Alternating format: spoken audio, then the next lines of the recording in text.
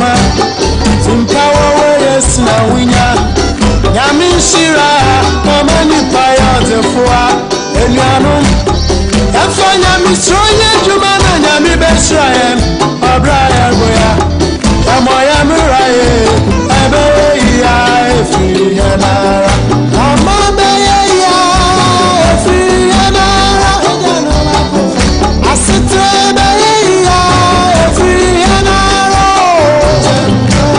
Amabe ya efi yanara Adije Yamoya muraye Ebe ya Efa enye bengawa Amabe ya efi yanara Yanaro Yamoya muraye Ebe ya efi yanara Ese abrabe ya efi yanara Unity Radio, the voice of the people. Unity Radio, you know, we know radio. Tema futu samba krewa supreme Yo kofi Omani ya woman Omani ya memana Vini baby ako Wachata jaya wareni Wonson wanini pa Nasa jipa wofyoye Yamo yembera ye Ebe ya ifuyana Omani ya woman Omani ya memana Ati waya nora Nyamichata Yemana renya Wonso wanini pa Sawa ya wanabe Yamo yembera ye Ebe ya ifuyana Wonso wanini pa Nasa jipa wofyoyo Yamo yembera ye Ebe ya ifuyana Amabe ya ifuyana Asitebe ya ifuyana Oh Amabe ya ifuyana Yana Yamo yembera ye Ebe ya Abrayu waramo Amabe ya ifuyana Emina Yamo yembera ye Ebe ya ifuyana Ese Amabe ya ifuyana Abraya wesabe ya ifuyana Ao Amabe ya ifuyana Yamo yembera ye Ebe ya Yamoni ye Amabe ya ifuyana Abraya boya Yamo yembera ye Ebe Abusia dia chebia Osho Brena no Nkrumah pa unsimadio no nsia ha Unity Radio 103.9 Ebrasu sa no pensu ye do Anopa bro in the form of Anopa Bosuo morning dew Anopa ye no beche Nkrumah shasam the weather report no be bro na ya kwakofa gudi unsama ya boabo no na na Michael Essien is making the biggest headlines of all the sporting stories we have on our desk. Through an yakwakohwa amanyosema apiepie awo ye my Ghana mu se de bia ye no Anopa no sanso na nenso ye be no ye de wase se waje brese nenso woni ye bedi dwumani aka bom na ya dwendwe no my friend se eye Ghana so ehun my fan che mu odin ko Ghana my nua ba Frances punamani edino manu chojizo na achemi punamani France na ya na ye mi se eye Puma nze ni din ka ya Puma mani ba ye punamani Frances Anopa ye mawachi awia e Ghana right yamawa ha if you America yamawa chi fi America but yamawa ha e Ghana ye yiri se woni abusuafo nyina mo ho eye sanso ena nchia kese kwa mobi Anopa wanya adaje na utie na wo hwe titiri ya mama Agnes Buafo special good morning to you ya gidi se ohu eye ena yebedi nkomo na ye de ne yen yaboabo ano de abro ne de abeka de wunim dada no ho na wo hu nsema piepie ewo ye man Ghana so emu na before we do anything no ye de aseda manyumaku a omoda roma omotayechi ema ye de jumadi bro da bia de bi omo da roma no mo tie chi a etumi di dwumadi bro Anochi Chrome restaurant ka ho ye de bi ma Richway Auto School, Big Olu Beauty and Barbering Hair Salon, Ralph Roofing omo boy dan so man e Ghana ono so tie chi na ye de kese pa so e de ama dwumaku kese e friend say Anochi Cold Store omo ye enam papa ewi enam a ye wi a e ma ya pomden omo so e boy nchidom na enen so ye di eye dwumadi e di bro Manucho Maganda Gaucho Margarita La Molina Mempeme ho asem atenase as usual and he's proving to the world say or a champion ba coupe until we born a champion so top Manujo champion ba coupe any Jesus we are not nice a chance to really make ourselves champion. You are what you feel you are. So you always remember always make sure that you speak some positivity and live a life of positivity. That's when all the goodies will come to you. Man for starting the blasty Asian Asari Kofi Israel or see Asian has surprised me papa anyway good work done watching live from Ghana Bono Jaman South Drobo Asari Bafo or see Asian surprising no papa yenyan kan Asian story no but all Ghana nti maybe what story needed than answer unim because so Ghana weba it is the boldest banner headline our sports desk na page exactly why man out chair man opay na ya share dwumadi na sene di Nkrumah shesema bana bia otia no pay. I mean for taking time off to really listen to us. We are grateful to everyone. Inti meka say my say we no kwesi practice no say oba na ochiachia on we da na ne yo ne da sorry so de we chia ne dada na iro ne na da sorry de wa chia ne dada ba me de me ne ye de me no bi anda sorry. I'm only telling you what kwesi practice said. Say ne ye de we chia ne dada nti on shede ne obi obechia no kai fo ni nya de omutie people under the sound of my voice no michi obia and keep on keeping on. And yeah, momentum can don't just be a passive listener. Contribute, get to us. That's what encourages us to know that hey, you are out there believing in us and what you do. It's a very good morning to anybody listening to us. I was afraid I'm watching Manucho no washase ono a champion back up. My young faster I can say ma adwumaku friend say Richway Auto School. Na da room na no pa bia ye betan sisi a wo se ye nhye nipa Nkrumah because nipa bia hia Nkrumah including ourselves yete ha no. Na Richway Auto School say o James Street 70 na ehono uba de ye ne say open driver's license a ye beboa o sanso na opese ye boa na pass o permitting so a ye beboa o na de ni kan say Richway ya dwuma kese e basuku a ye di kyerɛkyerɛ ma manfo agye o driver's license there odam bafu a na ne modern ba obo no nti ama RMV agina tumi ye pa say wo koye o road test na ye de obekɔ on the examiner no yan omo partnership esan ye dwumadi ayedi aso moninti nti omo no ba yan aso ye na omo abefa e student no no de ne call road no yemfa onko RMV na de ani kan say Richway permit bibia ye bebo na road test no so esan say ya adwuma na chene yenim ba bia police for no ana omo de examiners no edo befa ti di kan de ofa ho chiro bibia 3.10 defensive driving whatever bibia sese ohun bia Richway Auto School bechero nti wo koye test na pa show na wa pass nti ene omo nkasa from one opay 508 459 1331 508 459 1331 na ene omo nkasa no your office line cell phone here 774 386 2534 774 386 2534 na any Richway Auto School enkasa no pay ono na sie mfa Nkrumah sam emro ne na no pa Richway Auto School sponsored motivational message ye dey bro and he say the struggle you are in today is developing the strength you need for tomorrow. The struggle you are in today, it's developing the strength you need for tomorrow. Once thought that enipa uko ahuhia no how bi mu a ya na wa ha but na me catch you say o struggle o twa entwe o tare a ye beka say na iden na why so struggle a o struggle ni nyina no e ma ahoden a ubehia no ochina nti se wonam struggle bi amu ena a pepa chow e ma waba mu nyeden emu because broni say that which does not kill us makes us stronger. It is a struggle no enku na abema strength ochina. Obon say obon manuchu na manuchu kind of struggle just say na we dey say kete. Yeah.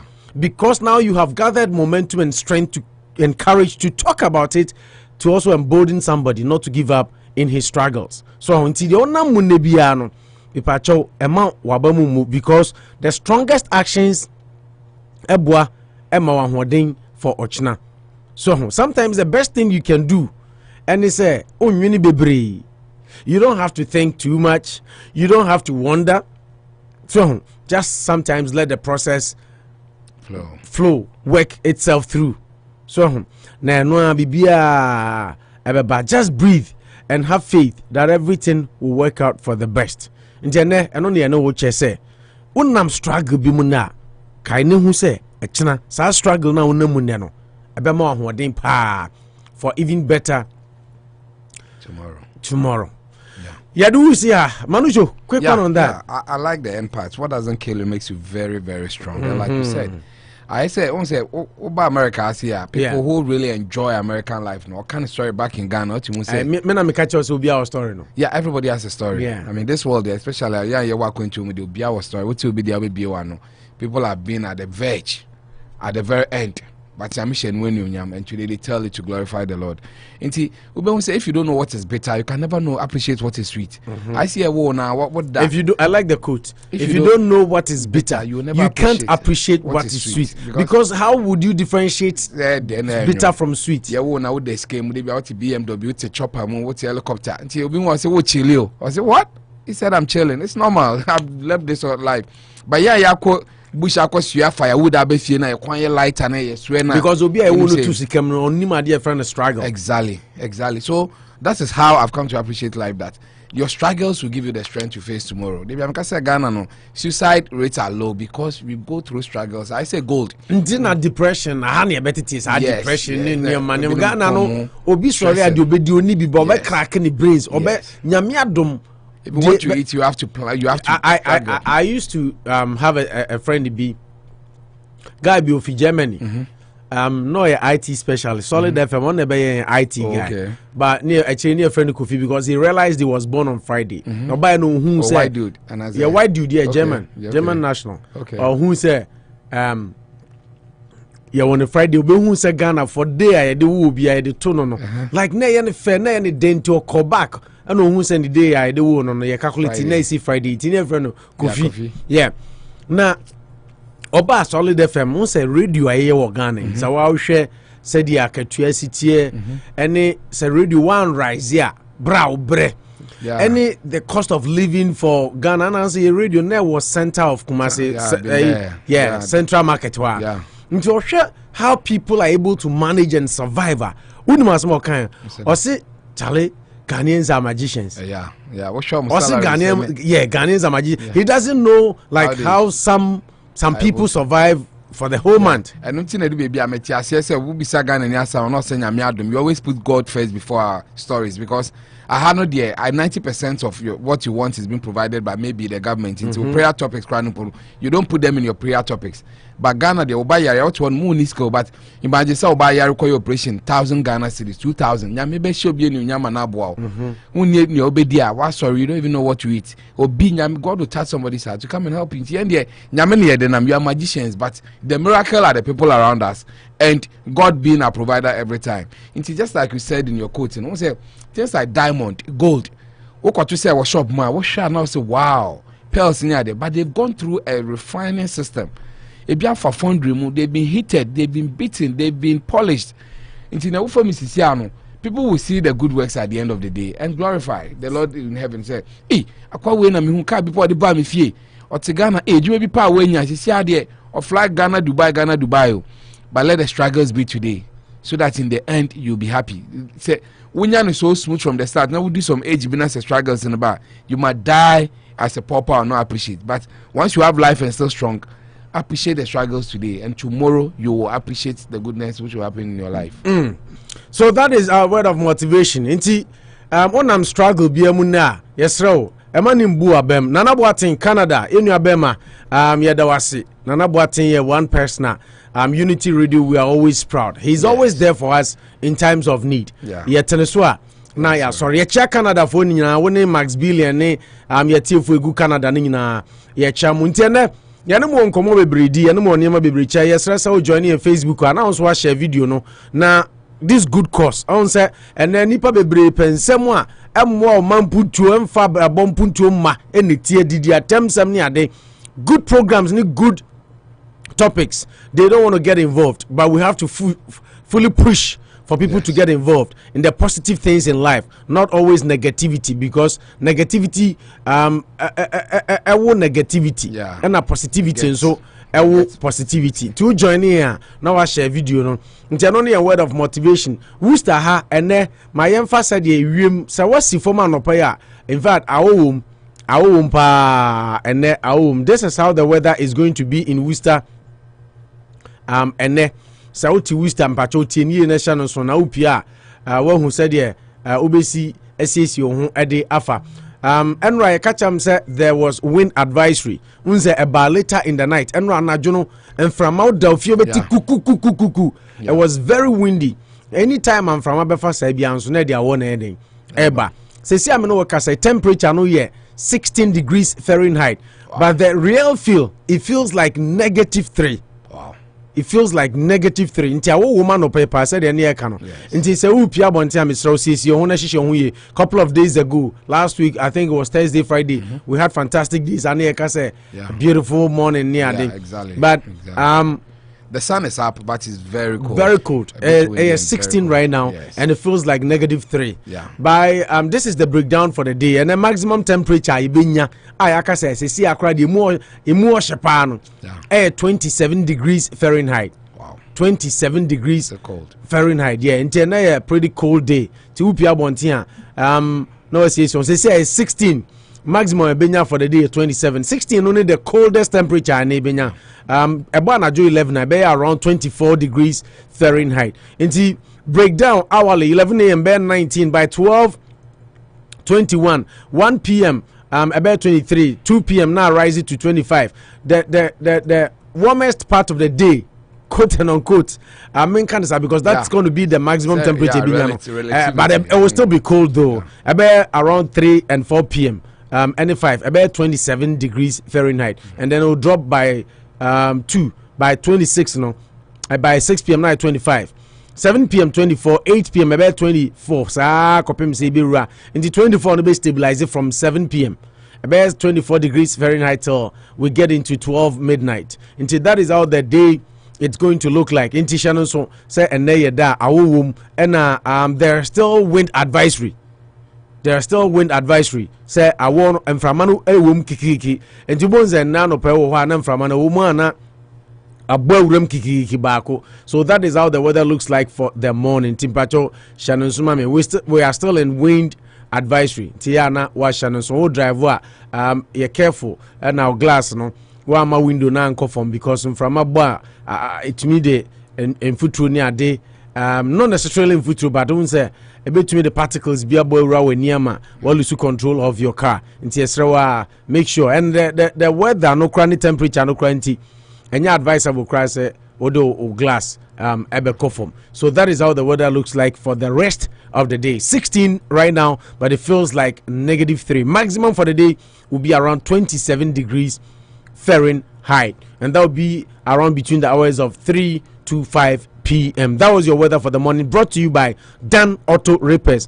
Ora dan so say enkancha say car no o problem bia e wo mu a fabra na onsiesie ma say person o sound oil, say shock absorbers, say your shaft, say your engine, any problem mechanically on your car, fabra 45 Fremont Street na Dan Auto Repairs. Ora dan so hwe na onsiesie ma ono so adaruma ena osoya sen ema yitumi di ewiemu nsambre Worcester fo nyina na Anopa mu hu said the weather no so AC akọ ede afa yanko na yentisi agoprama so manucho. Yes.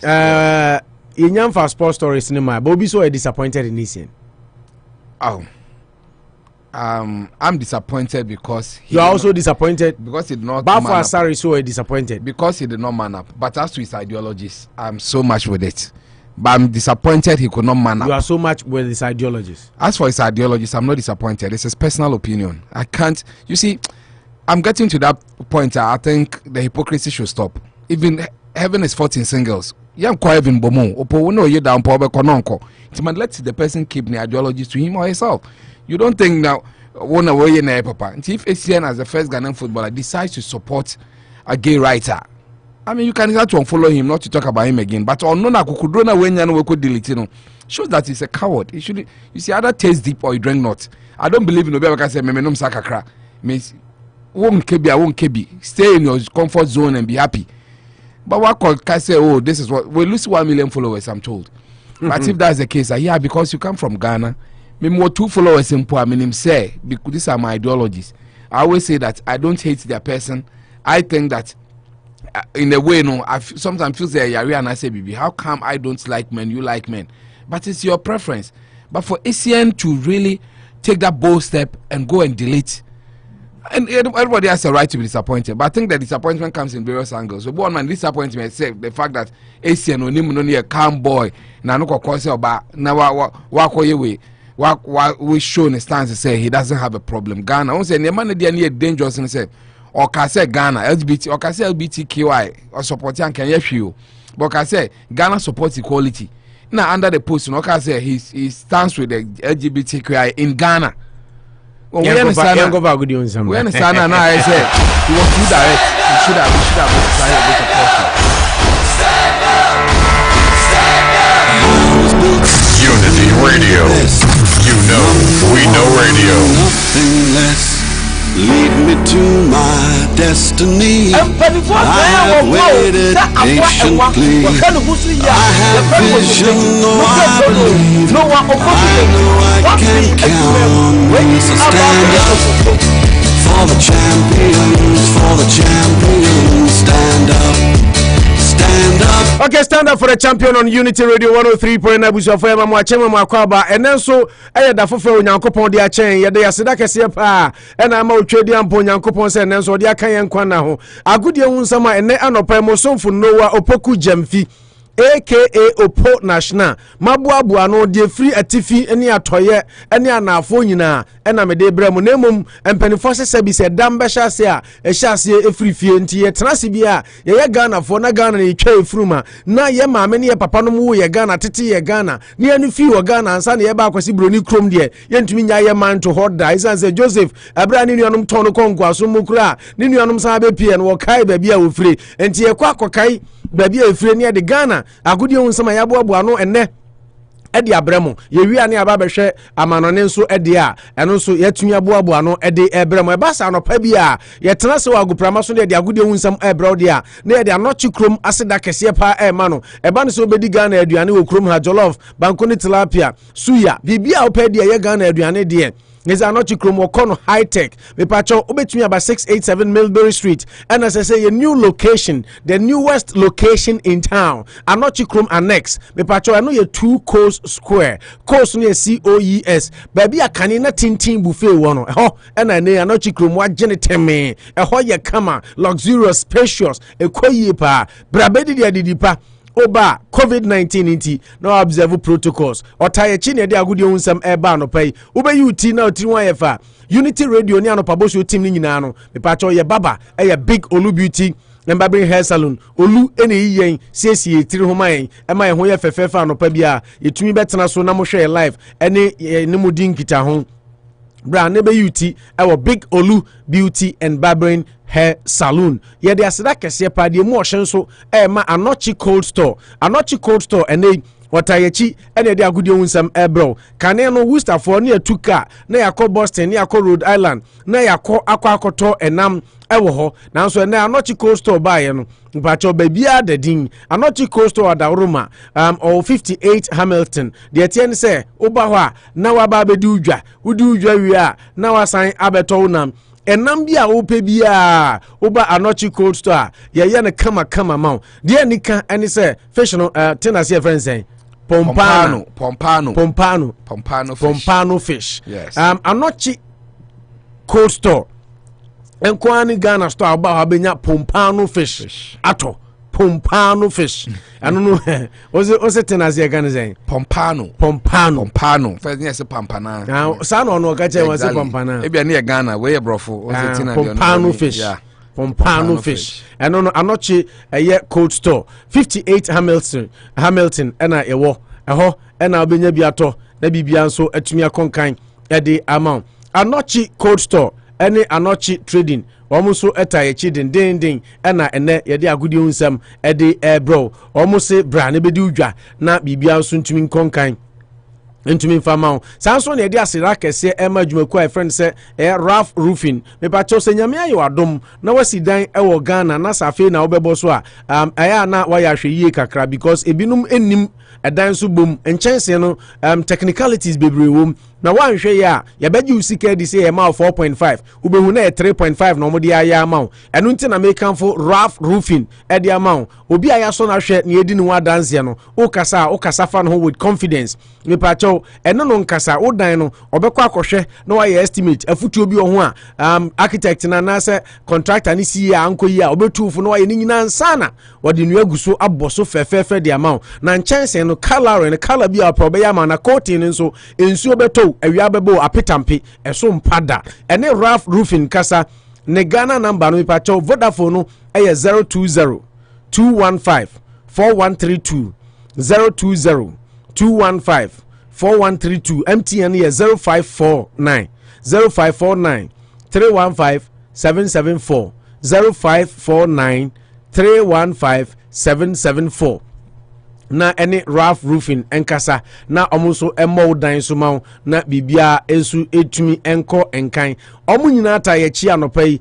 na ya tenase a ye de agudi hunsam ebremu sa ye ka de na ye hya ase ene tentem so e de afi Ghana ni abranta friend say Michael Matata Bison Asian aso ye ene ya me no we kasa de tie ene say Michael Asian Ghana ni a ye nyina nim say obo ball ede ma Ghana national team the Black Stars enya no kwa obo junior teams ni bia ansana or rise ye nemom the amount for the kind of power bra no osia kind of Olympic Lionel team my friend said Chelsea under the tutelage of Jose dos Santos Kwabena Marino esani abrante 24.4 million pounds sterling then African record na no namsuma Asian EGD and Asian so and Ghana for bebre krababa Chelsea supporters na ya me no work say former Black Stars midfielder Chelsea midfielder Michael Essien has become the first Ghanaian footballer in the country openly what declare his support for lesbians, gays, bisexuals, transgender, any queer group in Ghana. Now, Asian in a social media post assured the group of his support and urged to continue fighting for their rights. We see you, we hear you, we support you. Our LGBTQI community in Ghana, we poster Michael Asian. A post to here. Now, the post was, however, deleted after it attracted backlash from some Ghanaians on the platform. Now, LGBTQ, excuse me, said the name no, aba, ama yaka unsem bebre, ewo Ghana, ama sesi amino kasano, just sesi ansem bebre na ekoso, na Michael Essien, sano, odeni die bayano, or who say, Ghana for bebre twabonu ehwa na tentem so odimrika ana okoko delete post no edi efri ho na ene ya me no we ka say Michael Essien received a lot of stick on his Instagram page after he openly declared his support for the LGBTQ community in Ghana. Homosexuality is a forbidden topic in Ghana, and country president Akufo-Addo has categorically stated it will not be legalized in the country. An exasperated fan wrote, "You just lost your one follower. Good luck. Bye." Akins also wrote, "I'm unfollowing you right away, Kojo." Now, according to sources, said Michael Matata Asian Bison, Charlie, and if I'm always 1 million. Michael Essien di post no to ho no Ghana fo ano mudi na chi ni nipa bia no mudi na chi a omo feel say sa homosexuality in your topic says your bobo so crash so organa enipa bet is 1 million according to sources no agile Asian actually dia no mu follow no and report no crash say there is more to follow nipa no bebre and so I imagine say Asian idea why any dey will lose respect pa owo omo edi emano tie no any Michael Matata Bison Asian enso ens emo eni atumi ababeto edwa na je se eno nso ede eni eko eno no Asian se de ose but the ama for bebiri kra ne se wo ye bema me hu se wo ye bema wo so support you we see you here you we support you then afede ohun se ni Instagram page empty no no dimrika no akwa delete post no e free now so we live in a social media world any digital age nti ade no the tour answer na enko no na man for nsa kan da man for screenshot to omo be yes why e be retweet say sia say o kan so a retweet nti no so any de ne ababeto edwa ho Ghana ni abrante fansa Samuel ebue inkum enso de nsem bia beto dwa na asma o kan se nyame anim ni sa ade bi ona bra bomu a wafe pa nka ne nsa kan ya nka pa eni se nko besa nya akwanya abesi akan Ediama senior national team of Ghana, the Black Stars. Michael Essien Obekaya oni inkum nyina na ebobo. Now say I miss playing for the Black Stars. Samuel inkum so dia and then wadi ababeto edwa enso elho eno Ghana national under 20 team from say Black Satellite enra etumi ehye omufefo omufi Gambia eka bako ewo under 20 ongoing African Cup of Nations no emu na ekowie no na chese Ghana etumi ajepenia mene ye kwako shem finals na nka obeka na obehye nso a ye bo African under 20 championship bi awia de toaso no FIFA under 20 World Cup na rehosama ababeto dwa eni said under 20 World Cup I was ye kokobo no FIFA 4 a cancel eno na enam so ama coach I friend say Abdul Karim Zito diabeto just say or saddened by the cancellation of FIFA under 20 World Cup is an so hwam rante we are Ghana yedi omu eya conquer Africa no and ka world na ka be make Ghana proud ye papa I had wanted to visit the world and see how nice and beautiful it is to play in the World Cup, but both of us are proud that at least we have qualified for the World Cup. It's history that will be laid down that 2021 there was under 20 AFCON. These countries qualified for the World Cup, but due to COVID-19 it was cancelled. We ene and sama coach I friend say Abdul Karim Zito and so Edia Tuja ono na head coach Edema Ghana national under 20 team. Nti na say and also so Edia eno na yekan African Cup of Nations no Gambia yesha omo no omu coach I friend say Mata Mboge papa na small dia betodwa ene say nyame anim ne credit da ho na waka ewom say na nka omo ebota ene say ngombetumi qualify for the finals of the AFCON under 20 AFCON no anye yi na no credit team a omo ne omu share Ghana no modern boy Ghana boy no omu se fatase na omu ehye the Gambia nti onye sawa loser etise Georgian club any oligona soje oye fair sportsman and then good loser. We had to deal with a great team from Ghana who prepared their case well in a very strong coach on the tactical level. We ene and someone Mata Mboge ede atu edwa se Ghana mrantie no enimbo oboche Gambia and asha omu share no so adia ntiase former Heart of Folk court hero Kwame Kizito, exclusive reporter Ababetojwa ene HSA or set to make a return to the Phobian fraternity. Obeka Brantewe or striker. Now, according to sources, no, also a king so Besan reunite with the Phobian fraternity 4 years after set Ofri Accra Heart of Folk. Obeka, he said, "We didn't fear you no nine." Now, if he has in 2017, Kusia kind of my Libyan side from say Al Etihad. Now, and no, I know, as a report to said. If you on Osaka Sweden, you could see a kind of my BK Haken before I join it to my friend say FF Falkenbergs Sweden. Now report I indicate he said Legon cities and ya Brianan Komo Epe Abrantiano, but Abrantian say he would prefer say or Befi Pabe try the Bob Osudia or Becon the parent club. I from say Accra House of Folk, no Akusia kind of Kwame Kizito and so Sama and they Wade Ababetu Ija and so Elho and no former Accra House of Folk midfielder. And so and some of the other two Ghana League no the oka any say who be here pa say Ghana betumi aboy homoden na yetumi ama old players na omuba na yehuru omo na yehuru omo no ye jai na omo so atumi ababesi akan ni bi afa yefro na yekọ Emmanuel Kuma nso aso ye dia former Ghana under 20 midfielder I friend say Emmanuel Kuma reveal said the first football pitch our ball so ball no na made of pure concrete. Wadim fear Dionu Bako. Now say he had a humble beginning, which led him to do mighty jet, and eventually helped him seal a move to polished side. I from say Krakow. Into nay, Emmanuel Kumasi, we a Ghana player now started ball bar. Yenim said the Yamani city. Baby Abefa be Bawumia. Na yen give you excuses. No, the first pitch of ball so ball na concrete. Na and also Edia Emmanuel Kuma and so Edia Babetuja. O2 no Ghana Premier League sesi ano their first round yebeka say technically about we anisa na Ghana Football Association announced the date for the commencement of the second round of the 2021 Ghana Premier League season. GFA statement omde babo nteno yesi ano mo che say their second round no ebesha ase weekend of Friday 19th to Sunday March 21st 2021 na omo chese ade Akoto two outstanding games omo ewo against city rivals Kumasi based sensational King Faisal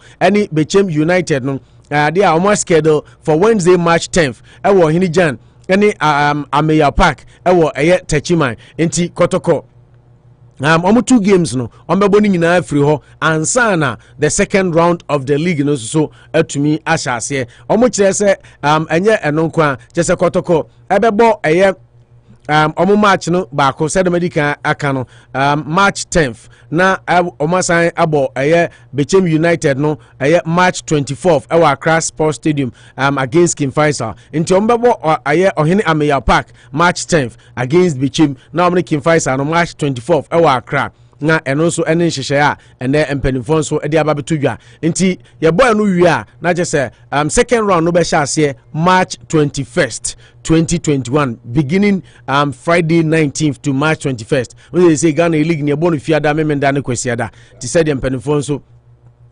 SIA nhyehyɛ no e Ghana second round of the league no so eno no nti na cha say yen hye no so ne duru a yaboa a promote ama yen league no so atumi atu empon ensam no de do so but yen fa local stories no ensia na yen konkohwe amano ne nsem kakran so a yatumi aboaboa no se na ukopiem ewo England a mepacho Premier League ni bi ebekoso any other countries no league games ebekoso ene why na ehye why na AD Nkugu. Before we go into the league nenra Everton coach I friend said Carlo Ancelotti say omu push to finish in the top 4 no say betumi abamu pa I was say Everton players no resolute omu home matches na aka was say yes say bi obi bebo am waja onan ante say wa waja onan enti say omu bekọ abonten atumi akodi nkunim a I was say fie omu tumi hye omu to pampi no mu bo pampers no mu etumi ejina team bi obeba bia eni se fie de omu tumi edi nkugu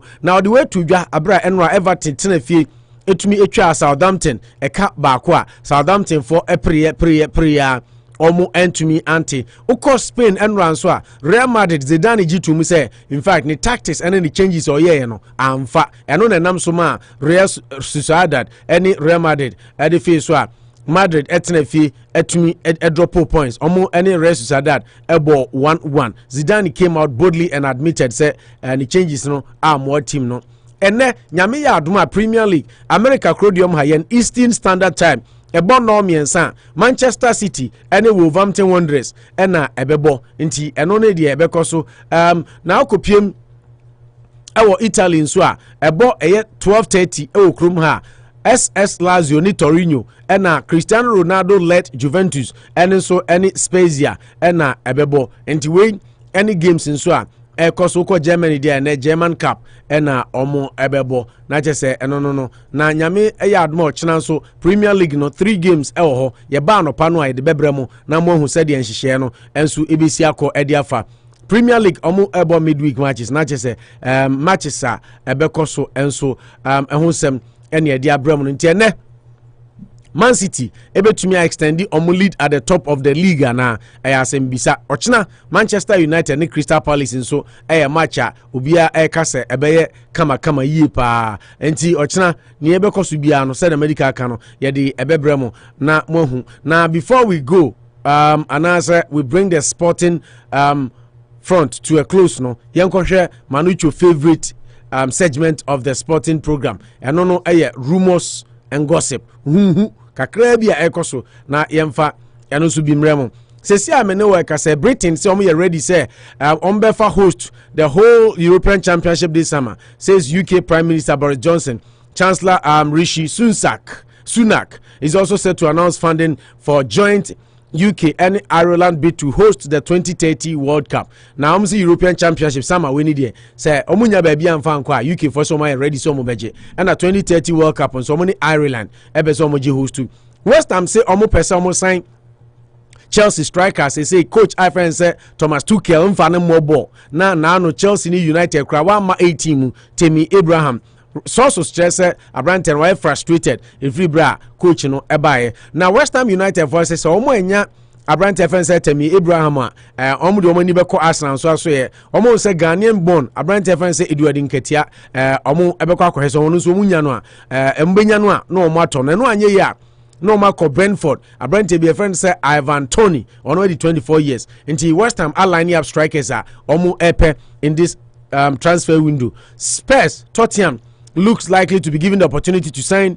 Gareth Bale permanently from Real Madrid in the summer. According to Daily Express, no Sikano ebia Gareth Bale ebe reducing wages no to me out as they say 2 games are about to us no ama Tottenham I convinced they say Mourinho na say o ma akola I Bale mo ball na te say ball ni da so ho nti say Tottenham Daniel Levy and Tottenham penifo ahase a omo anya everything initially ne de omo ka say there is no way but after the 2 matches no ne glimpses no omo who say ball no e da so Bale 9 no te say there omo say omo ne Madrid ebedi hu nkomo na Frankfurt Portugal striker bi e friend Andre Silva say or flattered say Man United for pen or so T news no just on that utimi die ya no asere na nyaje keke say ni diamba say Manchester Arsenal omo a French striker he's my man Alexander Lacazette me no work say report say Football London and diaba say atata beja no kwan sama we abaye obewo nu sunkum de na je say wa mano afri ho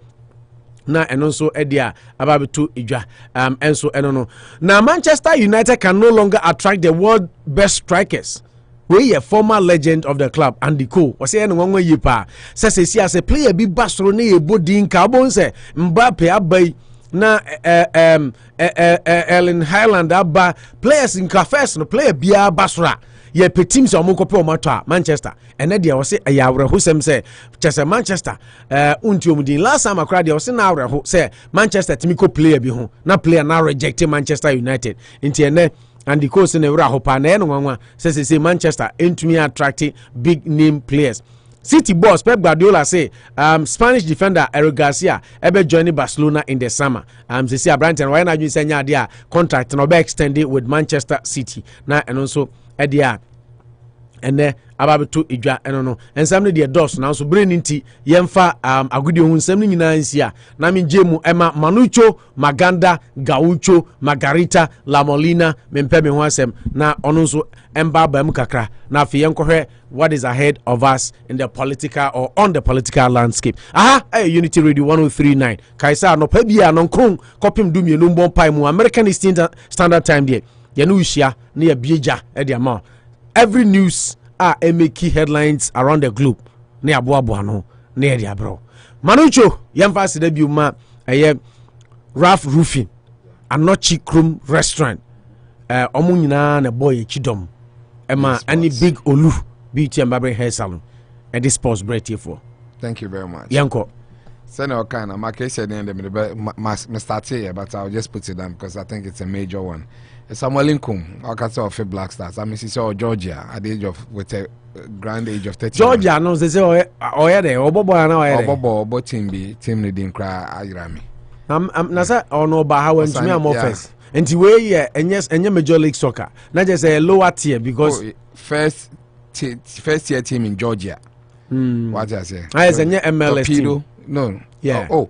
Georgia country, Georgia, not Georgia State. Georgia State. Okay, sorry. Georgia country. Yeah. Okay. Maybe I was Georgia and Tuesday American Georgia sir. Georgia, crony friend Georgia na kasa. No. Or say Torpedo Kutaisi. Torpedo Kutaisi. I signed it 2021. Just about 2 weeks ago. I remember so well. He had to show pictures or signing. Sometimes very painful, just like you're saying. Income talent there. He should have even survived in America, so about Washington. But one certain point in young matches, Papa Biambona, he had to leave. So it's a bit painful for him, but also I feel blessed that fine. He granted an interview in Bisano. But I think to miss the national team, it's about your performances. So if you really have the intention, maybe in the AJ, you'll be back and say, but his quality has never been in doubt. A lot has been said why he can't perform, but he missing the national team. At least it's good as but on retire. But I think that football has not been too kind to him. The good thing about him is that I always love the idea that very good agent, because as much as possible, it's not really had a firm ride through the countries. He always gets a team to play. Team hope he said Georgia there. I mean, it's more like a retirement process, so he should do well over there. Nah, is it so disappointed? No World Cup. As a team, we have some more. Oh, they're good. Especially Aquano, number 9. Patience Boa. I mean, that his quality, and I thought go not share and say free kick. He had to score this one through a free kick in the 34th minute. I had to share Gambia Mufimono, and I was share and a goalkeeper no so that Ibrahim Danlad, brilliant goalkeeper. So it's a very refined team. I'm just say and to me maintain maybe just the revival to bring our national team back. Kai Tama Nkrumah together with the you near the Omutum Koje Ajimambedu 2009 tournament. They had to most of them had to graduate into the national team proper, and Ghana has some fine form, although we couldn't win any major trophy. So it's a lot of bad news. But hey, these are COVID moments. So some of these junior tournaments here, but they have to take it. And Zambian coach, Mbogi. I mean, he couldn't have said it any better. And I'm particularly happy for Ghana for revenging for themselves, because team has showed 2-1. Now when you a second chance to them, have a show 1-0. I think they deserve for revenging for ourselves, for themselves. So can Ghana. Yeah, and to include yourself. So I would say avenging for themselves. For ourselves. No, when you're Ghana, in Nairobi. If I have a second chance, I'll be like Asian. You don't have. So if a condition, if I had a second chance, I'll be now we're Ghana. Yeah. Okay, Mati. The team is good, so you need to now. Emmanuel Kuma, who is he? It's good that he's saying that he will be encouraging. Yeah. But the point is that we need to also have some of this parks and way. Football is not big business, so I don't understand why me as a civil engineer, built environment we don't make room for some of these sporting activities, which is very bad. It shouldn't really be a reason. 21st century, I'm thinking that our city planners, our national team focus, what should players now? We are influence of foreigners in the it should be a country now said it, and also the local authorities now say they will create some of these platforms. It's artificial pitches. How much are they now? I'm happy. Just Honorable Joseph Kojo is doing some intercrading idea, but it should be on a larger scale. That footballers 21st century shouldn't be. I was playing on just on concrete. I'm a bit disappointed. Zidane, it's good to admit. I mean, yes, and losing focus. Zidane and Mbogi, Gambia coaches. I respect you, yes. May I respect a coach who will lose a game and say, Manyade, you are good, but you cannot be perfect all the time. You can't win all the time. Enra, me Sunday. Exactly. Chelsea ni Manchester. Your last 2 games away. Yeah. And back now will be some say na VAR rohana. And that was the tussle between no nya Spliqueta then Maguire there no ni nyina ye Maguire. Back no na war no. E war Biti Batshuayi. Yeah, Biti Batshuayi. Oh na red card. Referee na man yellow mpo. Yeah, VAR and review mpo. I agree. The intention was bad. Or said that is now one. When you really look at, there's no way you should let it go. Football frowns on revenge. You know, Anra, I'm happy, sir, for once. After BBC, sir, major hash headline. My name's a hash, yeah, I should say hash headline against Chelsea. No? All footballers who take key time, and I'm call for a controversy, sir. Only gonna share Akoto against Liverpool, against City, against Tottenham. Just a coach, be on the big clubs, ne boy. the bia obi bika and no mo listing ni na de buy no mo di Chelsea de no e ka ho no mo say if there is any team crank wo complaints a ka hwe Chelsea instances no na onim de ma mo ko yi sa complaints ni Chelsea de no ban tell me to no yeah interview no so what an interview na me say I think I sent you the audio and we ka say Chelsea website actual BB I post to BB before the game enye good say obeka kra no kan enye good for the player referring to Harry Maguire. Now before the game Chelsea had posted articles of sa incidents ni mienu. Etianu na Harry Olegona say she refer to say sa articles na Chelsea e post to on website inti na ma referee no anje penalty no. Wow.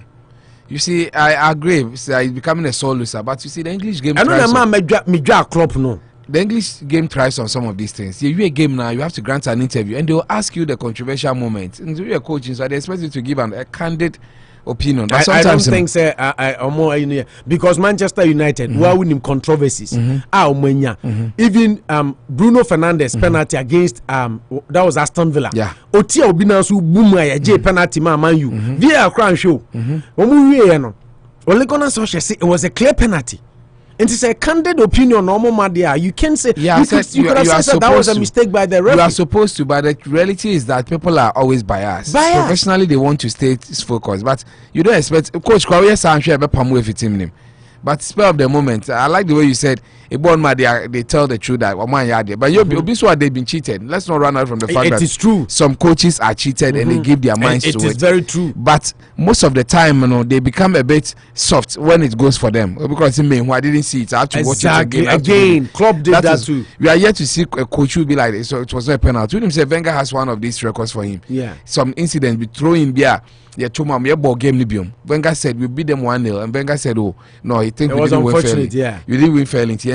Maybe the modern game, there's no time for you to have some of these things because the Wenger said, "But hardly do coaches really admit that they've been cheated for. They always see what is against them, but they don't see what is for them. For them, I agree with you. I agree with you in that score. But Zidane, I'm one of the people. I believe that." To win a Champions League without Ronaldo and Messi is what I respect. When you're winning, you have to do it again without them. Others might have their own kind of why I don't like a Pep. May all little problem with him after doing it with Messi twice and stuff. I'm proving the same thing with Zidane. Zidane won the trophy. The La Liga last season, but not COVID. You don't know what really happened. After he went off, the team went bad. But if you play against Sociedad, a team which is not performing so well, and you don't get the results, it's not good for. And they have to even equalize in the 89th minute through Vinicius Junior. Portugal and Elugo. Then they have to struggle to the dying numbers of the game to have that one. It looks like Atletico Madrid are becoming runaway league leaders eventually. But I'm expecting Zidane to really up the stakes. And our City playing today, they are. Against Southampton, I mean, it's a good game. For whatever reason, you expect Nuno Espirito to give us a spirited performance. But City down in the form of their lives. Someone winning this year's Champions League, then they have to wait for another decade, as far as I'm concerned. And Everton, I told you, Everton, they'll do the magic. I guess that they're a bit far off. Ancelotti can say if they win their home games, they can't be in the top four. It makes it interesting. Also, they could. Yeah, if they win their home games, it's in their hands. But the good, which I agree that. Of a sort, which point build up now, they have 43 points.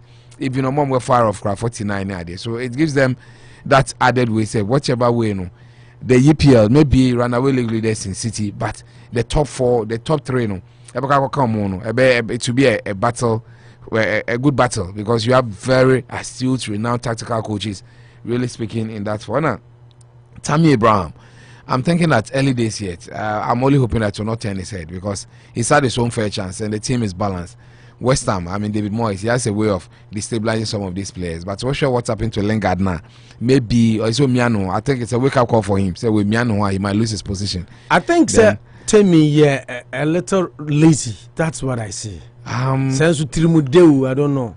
Yeah, he started because so well. Lampard. With the structure, the height, airball, he can't even win airball. Or a poor man's Drogba. I think he should also Miano because he should give us even 60% what Drogba was doing because you have that added way, height. So we're expecting you to. But as to where the boss gets into the middle, it's another case. His striking prowess can never be in doubt. But maybe he needs a refine. He needs to go to a West Ham or something. But for me, he also Miano. If the Chelsea are not so about there, he needs to up his own stakes. Now, Gareth Bale to Spurs, that was where he made all his glory. He had to go and really come back. It's good for him. I've never doubted his quality in terms of the national pool, the skill now there.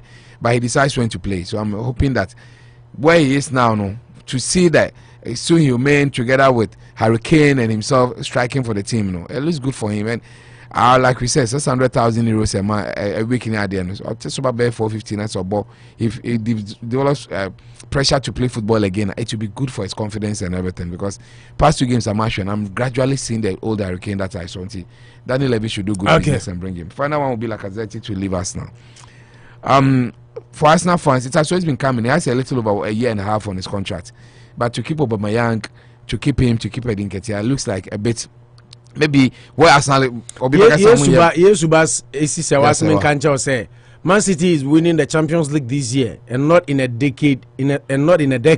Yeah, I said if they don't do it this year, then I'll give them another decade. And she's saying so. Don't even say that because they are winning it this year. But they should still know that they are Mount Everest to climb. They said the same thing last year COVID time. Oh yeah, where you see Atlanta, then you go final. Yeah. And I book out. But Liverpool, Jane, I think it was for them. They should have won that Liverpool one. I don't believe in those. Say, no, but the point is that you lose. The point is that was the easier part. Liverpool only made it then. NCBM, Liverpool to a Champions League final. The next 5-10 years, NCBM, they were just lucky. So they had their chance and they capitalized. So that is why Pep Guardiola he needs to, because that has been his Waterloo. Atlanta semi-final, Liverpool semi-final. Timber now be say tough. Between Atlanta and Liverpool. City playing Atlanta, City playing Liverpool. Currently, which would have been the easier route to final? It should have been Atlanta, but exactly. But Atlanta were in the form of their lives. I mean, sure goes now their emotion. No, Atlanta were in the form of their lives. No, but their team shouldn't have. You see that team was and they're making almost situation. Spurs. That Spurs I saw him in share some goals. Sergio Aguero's will lose penalties near the end. That was the year. It's about 2 seasons ago. We said we be give you because they had their deliver champions. But one thing that I've been critically observing this say City are not careful. Now Pep Frios would destabilize the team. They are building something. Champions League, sometimes say tough to break the hoodoo tough. Yeah. But when you win with the type of players and the structure City has, some will break your hoodoo now. They can go on and win again, just like Madrid did. I think sacking him right now in the modern game. My point is that their vision and mission, they have the money. But it has to be gradual. Till when? He's over the last 5 years, Pep had dominated England. Domestically, he's dominated. So it's time to go to Europe. And I think it has to be step-by-step approach. I think they were right. Year number saying 4 for now. Around 2016 or by. Yeah, he signed 3 years and will renew, right? Yes, I think it's. And then the second renewal. He should be in his 5th year. He's been there with J3 He should be in his 5th year, but we can easily. But you see, the point here is that I say the team's vision, after putting all that money domestically, they are adding up their numbers. It's good because they were just. How long did it take Abramovich to win the Champions League after taking over? He took over 2003, 2004 and started putting the money inside all the way to 2012.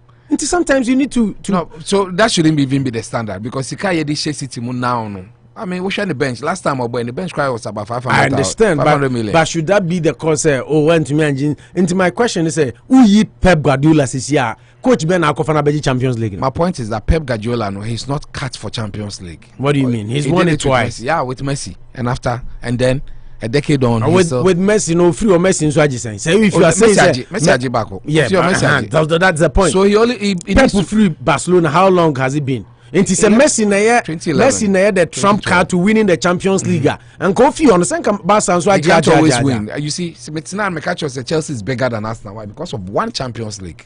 That's the only reason why I respect Chelsea more than Arsenal in my regard. For whatever reason, Messi without a Pep Guardiola. He's breaking that rule. So you want Pep to also win without Messi? I think that's why he left. Because I've always said that Pep Guardiola is good, but his effort in Europe is as good as Messi staying fit.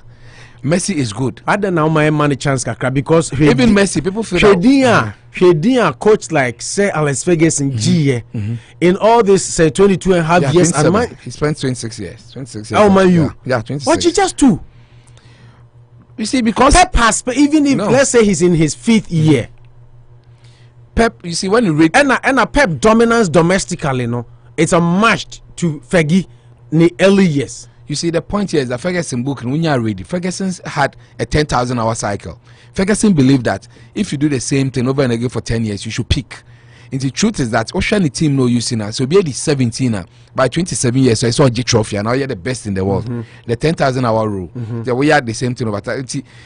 Ferguson had a rule that he was building his own team, his own boys, some are relatively unknown, or the Jenny trophies. The 2 Champions League, not Jane. You can go in there, about 5 or 6 players were made by him, relatively unknown. That was the Ferguson era. Ronaldo's. Yeah, relatively they were Paul coming. Scholes, Ryan Giggs, Gary Neville's. First one, 93 team now, Gary Neville's. And the Koomson so buy. Yes, almost over building on Mwade J. Dwight York and the Coleman. Good. So virtually, no, about your Pep situation here, you can get anything you want under the sun. But if you are into my 2 points, but maybe point in say we shake man so City over pump Pep no Akufo-Addo. Me Sheikh Mansour at this point in time, no. Domestically, I've dominated. Yeah. I've won some trophies. I'm adding my numbers, which is good because they need to establish themselves. They've won at the City of Manchester. I think there's no debate now who is a better team near there. Manchester is Manchester into Manchester United are very noisy neighbors. They are noisy. Coins not turning. Anytime they are meeting, they are over the weekend. So Mushia, if even United gets a draw, I think they will celebrate. With all apologies to them, they will celebrate against City about dominating. But Sheikh Mansour's dream and vision, if I were him, should now push the Champions League card. Yes, Abramovich did. It will be not share Jesse, not they're betting on him. Obiani said, "This is my aim." And now you see, they've invested so much in the club that they need to be world beaters. They have to go and win the World Club Championship at least once in their lifetime. See, come they are ashamed. I don't think Sana Abramovich they are ashamed anything currently. My point here is that as much as it's really dominated domestically, it should translate into Europe. It's that time they tell him this in his face. After 2 seasons, I'm telling you that if City's dream and vision now, domestic leagues are fine, that is them, then I will not even make noise. But I think that they've matured enough, they've cut their teeth. They should not be chewing bones. They should be rubbing shoulders with the likes of. But so I'm going for wine. Oh, see, why elaborate explain it? Fine, I take your point. Kick Pep out if he doesn't win the Champions League this season. I'll go for an Ancelotti. Ancelotti can win me the Champions League with the boys that he has. He has won it 3 times. I did not still coaching. Ancelotti won with AC Milan and winning with Madrid 1. So no, so course France went to me and I call Bayern went to me and Ancelotti. No, but the point is it's a beater. No, okay, I understand. But so also the same Bayern now okay say Pep and me and Van winning. Ancelotti and we knew or Bayern. Ancelotti didn't win the Champions League with Bayern or winning with Madrid. No, what I'm saying is that I will go for an Ancelotti. You still believe that you go for Ancelotti? Pep, the hoodoo in Europe is too large. Say Pep. Because the hoodoo near large, not just 1 GB, but he's won it twice. He's won it with, and he went to a relativity. You think he can win with City? Yeah. You see, my point I have that strong conviction. My point here is that Pep is a very tactical coach. He's very good, but he can win it. He loses it where it mattered most, or was a little issue. So for me, let me just say, City's dream now should be they should raise the bar for themselves. Europe, I don't think because domestically, Omar dominating today should go in Europe, right? Exactly, but I don't think they can easily have that chance with him. Okay, yeah, sure. Michael Essien said also be here. Move on to the your political landscape near issues. And then some I be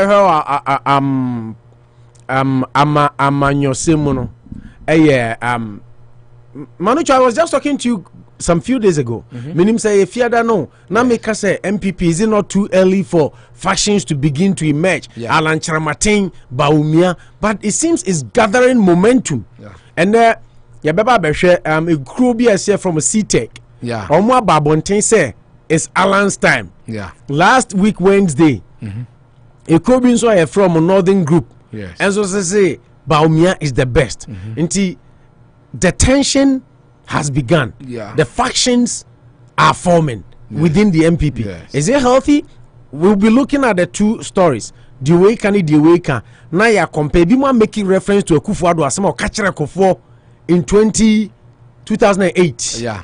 2007. Yeah, before pre-election. Before so yeah, we will go back into all these things and look at it. But before that, also person come Ecclesia. Yeah, but Ancelotti, I wanted to remember once or three, or we need back Champions League or Real Madrid. Yeah, Sana Mekan. So OG Milan, OG2 or Milan, and OG 10 war. I wanted to remember that he's done it with two different sets of teams. Yeah, that's what I said. Yes, that's Mekasa went to me and you France. Yeah, and I went to me and you Germany. I agree perfectly, but I wanted to buttress that at least he's done. Three, yeah. He's done outside the confines of the same players. Or the Milan G2, no. Or to me the different set of players. Akoto one or Madrid. Reason why I would choose Mourinho over Pep Guardiola. I respect him. Tactically, he's a very good manager. I think he's the most. Mourinho has two. Technical, yes. One with Porto, one with Inter Milan, and Porto. Then it's relatively unknown squad. But I'm saying, I'm only challenging Pep to wait. These things are not meant to make him to hate him or dislike him.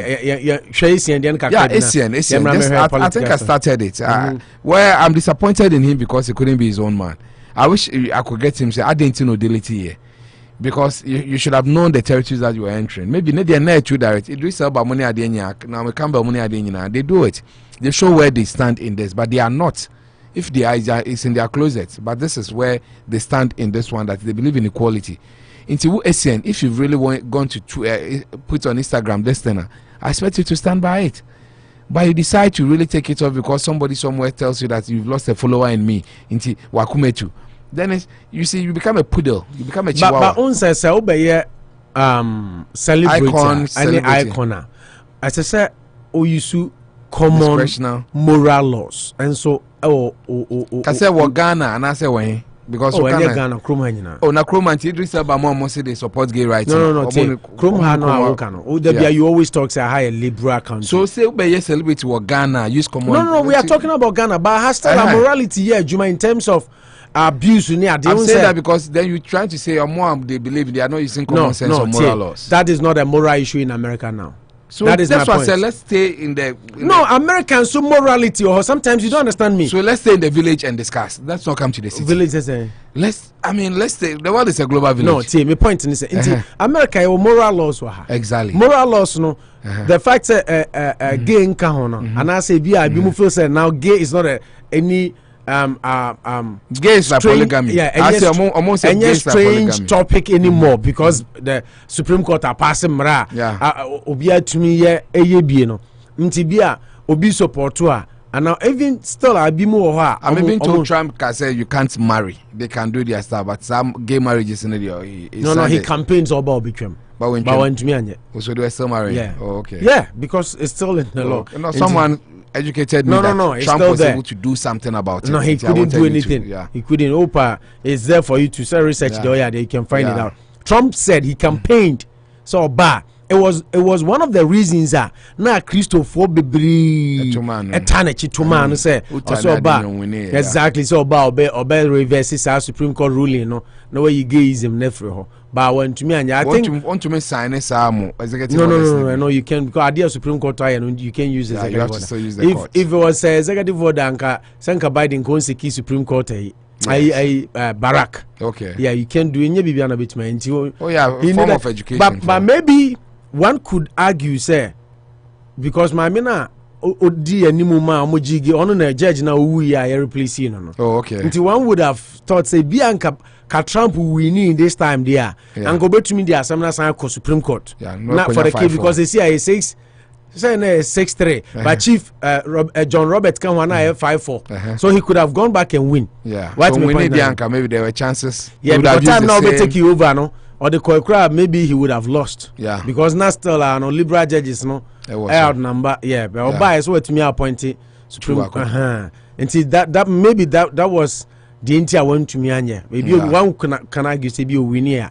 Yeah, he would have pushed for it. And see I just say even Obama care. Yeah. He used or tried to call is when winning. Exactly. Yeah. So these are some of the things. Yeah. And see, so Ghana, if a man for Philly say, I will look up to you. You free Ghana, you free America, you free Europe, you free Ghana, you Ghana niba. Esi point area of me boy. So no way. Straight road of oh yeah, Fantini do be ofi. Yeah.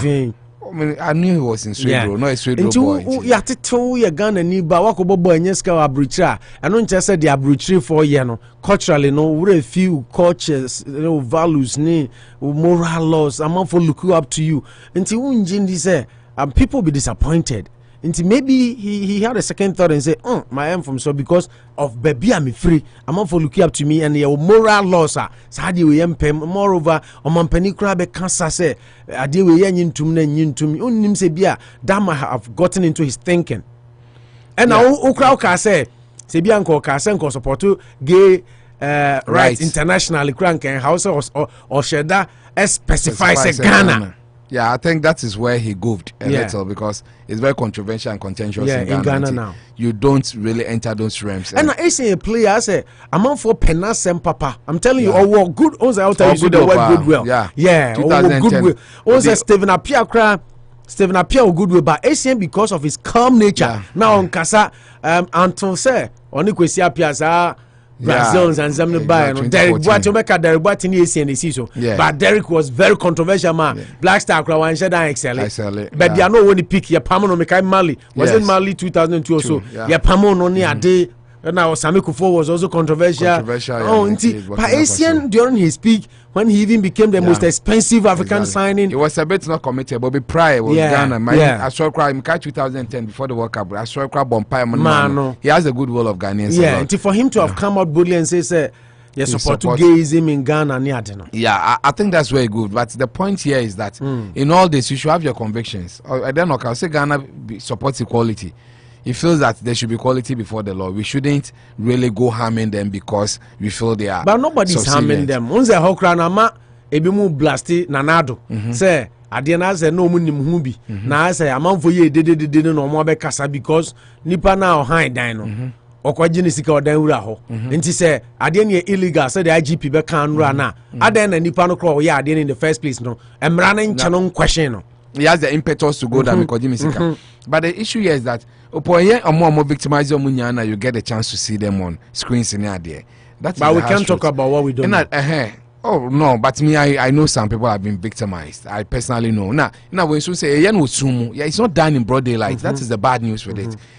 On a bed in Sobetium, if two people come to a hotel, now we say, no hotel business. I say, no, I'm not sure. I didn't say, yes, yeah, on say. Sebi a Christopher. Yes, adultery there be outcome and yet you say morally and yet and so mema ye. Yeah. But how you see? So you see one say adulterous behavior ni there. Any Ghana constitution more ye chua.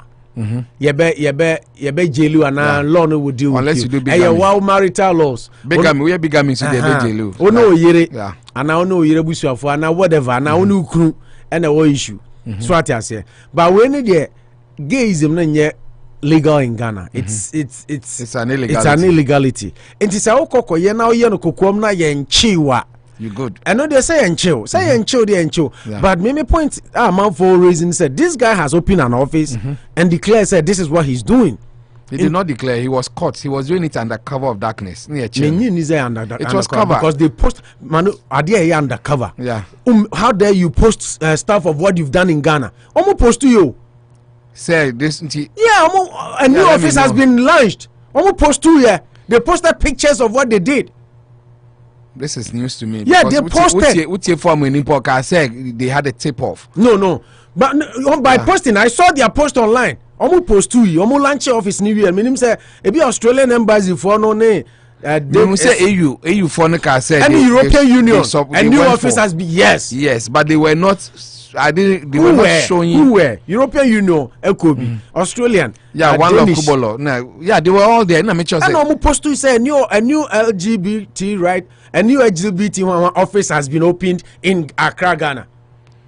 That's where I have problem with the security detail in Ghana. Exactly what people are saying, sir. But because till now, Wakachem said they're still operating in darkness. No, that office was. Obikra Kachem said they've now acquired a land they want to build themselves. See, according to Obi dying a yasema. She said, "No more basi omo dying. Omo beje plot of land needs to dying." Then Ghana so yanka say, "Okay, you see omo si omo dying because it's news because omo landlord na landlord ni yedede na magim sika ne ade na omo no si omo dan you go and close it, but later no. But I agree with you that the way things are going, it looks like people are not telling the truth. They have been emboldened, empowered by powers that be. Like you say, anyway. No. But for me, ACN's problem, you see, in any case, say me again, I say, when again, what unfollow ACN? I say, some can follow no. I could have also convinced you that Anka is a more followers from them. It's also possible from the gay community. How are he supporting them? He's supporting them, so the only way that he can also make up the numbers. If ACN is afraid that he's losing numbers because people who aren't gay are not happy with him, people who are gay too will support him. Have people not declared? Now, can say gay for him also. How many gay people? Oh, maybe can someone does so. Maybe himself they are there. More gay does which No, never. Ghana they say Afrina almost CP. Ghana no. I quite say they are more bisexuals. Even maybe a warrior, they are gays and they are only hiding it to their marriages. They are all in there, unless you want to say that you don't want to believe and Nkrumah don't want to know. I wish I could tend the commission. I'm sure they were lying when they were doing them because baby cry. It's a wife for Tessano. Obianim said they are in here. Yeah, because I'm even told. You see a buy in Pebisi Tessano. Akwana would lead in a general suit or my Australian one for the name ambassadors in your move video. I'm on for Chuchu no more. The Omokati sword. Omodi are there saying Dinano. Anzano Mukurum. Omodi a sword. Did they put the gay colors over there? Yeah, all the gay colors. Omodi be a chini every walk a dino compound who I see. Yeah. Then they are these people are emboldened. Intina man for Kase. Adiana say who buy and I said aye because Akwana Okoya didn't want to know. I don't know so Akwa goes and then Ghana until they are Ghanaian when we show them faces. Then they should be arrested. Me, some of these things there, I'm unequivocal about it. Saying said this is what they did. Then the system should arrest them. So back on the ACN issue now. So I think ACN should have been bold. Should have been bold. It could have even gotten more followers by just declaring support for them. Because the war on following because of him so gay. So for him to really do this, and I'm just saying he did not exercise. Like I said, he did not exercise a bit of caution and common sense. I will agree because he has deleted it, so he has lost both sides of the divide. But maybe those who are more again because but you knew all these things before you did it, and it doesn't look good for him. It's such controversies he should avoid. It should avoid. So for me, I'm disappointed both sides of the divide. I'm disappointed people just can't say okay. So you are disappointed ACN couldn't turn his guns and he said yes, me support to give for Ghana. It's my ideology. I'm straight. I'm married to Akosia Puni and I like women. But I'm not disappointed because Nipa Bia you can have a remorse. Oh yeah, the move and make you wrong, you can backtrack. So what's the remorse? It is on supporting Gabium. On supporting Mubium and I said he deleted his backtracked. Oh, that's say any drink say obi Sam say some of the close Sam say Akufo-Addo say I will not support it to get Ghana now. Okay, if that's how Ghana see it, let's move on. ACN deleting this message remorse same way I am mokano. Say Akufo-Addo say mean legalizing mean support. Gay so twa yenko gay said the be aye kan. Sebi ye wo ye beto say sa de no ho. Ena oman bia won mra mom de man beto the fact my man beto I can't accept that 50 years ago there was gay. I was not there. You learned history, you learned experiment, you learned theologians, you learn psychologists, philosophy, ancient Rome. No, myopic to support your argument. Ghana member too gay, but I read about ancient Rome. There were alpha males who were married to gay. That's exactly what I'm saying. Yeah, psychology, psychological principle. Psychology has nothing to do with principle. Even Maslow hierarchy of needs audio argument. It doesn't mean but too gay. No, it has nothing to do with gay. But these are theories that were emulated by people. You see, but where we are in the ancient Rome, there were alpha males who were married to gays, even in the 16th century, and they were winning battles. My point in say, gay, yen Ghana now, Asian of free no, yen jintum, yemra non ensusoso, oman penny abeka, IGP abeka. Say illegality. Man penisi ye Nkrumah ye tisani ma we me nyama ban so na beja to me nyintum na nyintum china. Inti ACN we ye Ghana ni ba. ukotena brochire ball and chrese wo lose yesi wo yira se we ya Nkrumah ben wo yira adwabase mo so etoda Africa for you two kwan meka ho biye yesua tradodo yesi ade obidi ye ne fie ye no den esai obi fie enye bibi abroni ye bia wabetena brochira ball ninti na wo Michael the way Michael is saying one play I'm telling you today Ghana players in na me penasem che player bia penasem sir I think I'm talking about me. Oh yeah ingrate. But what he's done today, selfless. The fact that he even tweeted to support this. Now I say tear free hono. And yet tear free hono. But the idea said they are supporting it. He made a mistake and he has I'm not saying I've lost support for him. But my point in say the fact that to me publicly support us I am highly disappointed in him. I'm very happy for him. O president na kotina na dey who are testing us watch o president kotina way Canada ka said there should be a movement, there should be pockets of movement so that one day it is bound to happen. Then somebody decides to be one advocate. Also you are disappointed, but you are not disappointed your president who said that we should start advocacy if you want to legalize it. It's Obia utie a morning show from that time no before I be call off now I discuss a bound to happen statement my stance anyhow the MPP even a mankwaba in particular ntoko na me kon saade we I saw no kon because the point is Uko Kasa is bound to happen. I mean, my stance was Nanado is entertaining and encouraging people to form. Jesus Christ coming is bound to happen. They be on bada. Yambenzia. Unity Radio 103.9 and Bosuo now we. Manucho Maganda Gaucho Margarita. Ewie. Michael Listen. A tweet or tweet he said or support to gay for Ghana. Among for Olusu, according to report, just Olusu over 1 million followers. I must say was a deleted tweet, and I said Instagram post, but before he did, it was already out there. And no one come on and yedi. Yet a good young somebody senior Babeshe, who called Ghana says, I'm Rashabeje, vetting committee is still working. And the Ashanti Regional Minister designate Echo Rashabeje, a dear or Kokaye, and Sembeni Bisano, says, yes, oh, sure. Me Agnes Boafo say good morning to you all. Agnes Boafo ya das ye di kan chaw. Ya gidi say oni abusuafo nyina ho ye. Nana Asabre so chaw ene mene Nana Asabre kasa no pe. Oh okay. Yeah, frame ya no pe ansa na me ba studio. O say yamfa ne nchi ama ustafo nyina. Wa fi obia na okoso ada ustafo nyina ase. He will never forget the ustafo ye man. Tinana Asabre si enda ustafo nyina ase.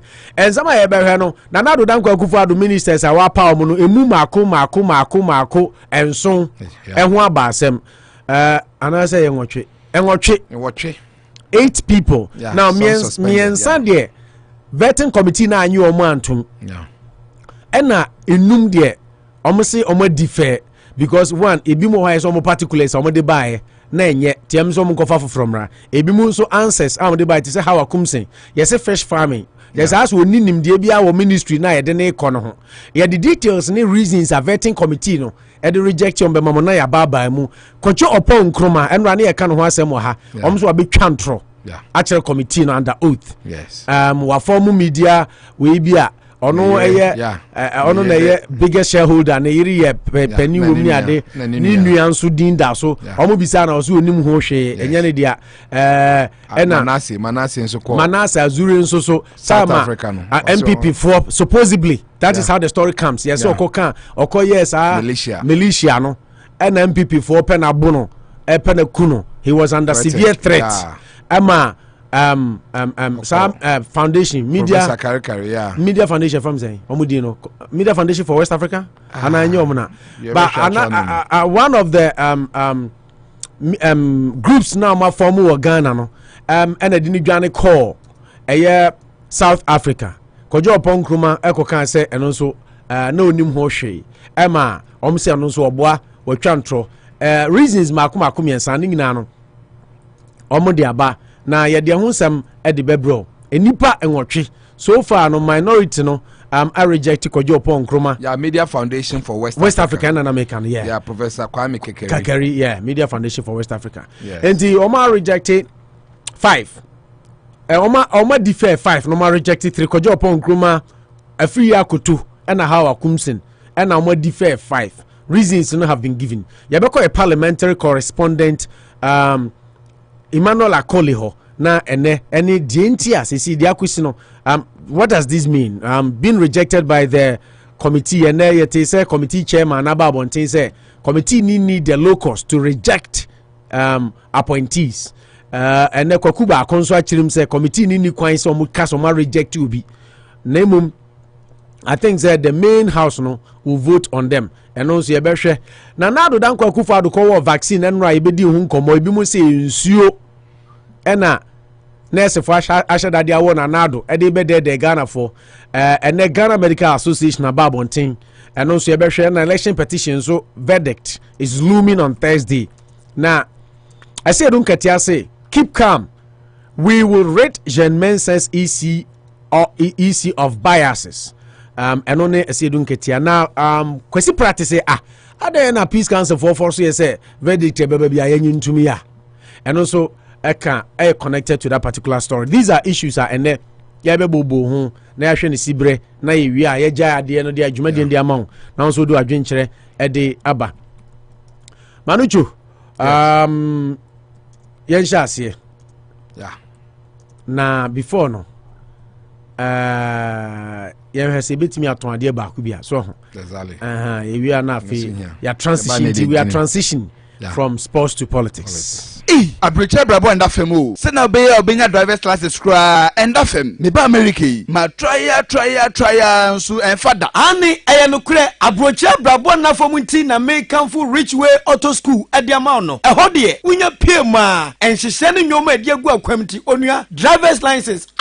Ebebuo mu anya bisisi within the shortest possible time. So per classroom lessons and on the road lessons uni problem kra within the shortest possible time no. Jebebuo amwanya sani midie na wetimi ade abo adwuma. Kai na we say your professional driving instructors obebuo mu ani so de wo so peso twika no. Ebebem. It will just say Richway Auto School betuma boa me. And menya license. Jebe yanka say road lessons evaluations at the amount. Ya sanso amount road textbook bi na aboa ma onimdie a wo pe no. Wonsa aka na de edekwa ne say unko RMV enkonko ye road test no yebema examiner no abayanka say office na waboa mu aye road test no babibia akoso enije se mewom kra ne say instructors I kira de e wo Richways Auto Schools ni nyina aye Ghana fo enti wote yenkasa wode bednu edinkita ho ebeboa mu atweka no na bibia akonkan hwe yenchi akwan e wo 65 James Street Suite 207 Worcester MA 01603 yen office telephone numbers ni 508-459-1331 and 774-386-2534. We dear Richway Auto School made him who dance pa. Richways Auto Schools, your keys to safe and happy driving.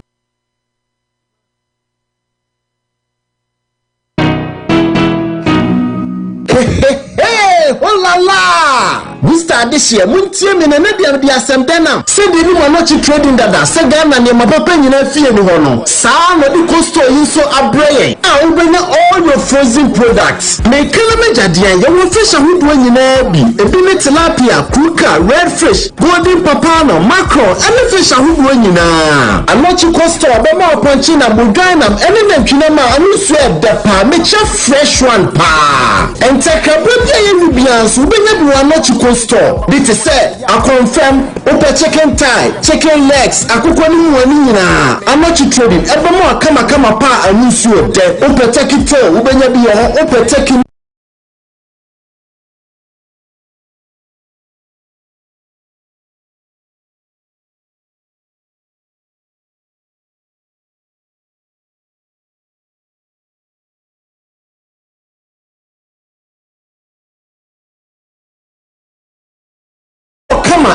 so ko ya na de ko e biani a anochi costo be bibia kama adi amount shisha anochi costo e wo 54 and 58 Hamilton Street, Worcester, Massachusetts a traffic market no so wa. You can call us for any reservation and clarification on 508-304-6768. Anochi costo na Jack maybe we can see mama tilapia nkwayo na mbu biache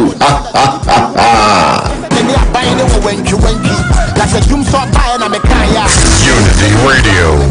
You know, we know radio. City Radio 103.9 Bosuo su na we mama yenko na ye ne nuabe my friend say Emmanuel Akole nkodi nkomo na yenhwe ne ekoso ewo Ghana mrahye bedwafie ne atie ne se de edi kan bɔ mo amane no yenya no ntie se parliamentarians ni bi o ha wo mo eveti no ankoye yima me ba cha otemenka na pomti say Ghana had a boko.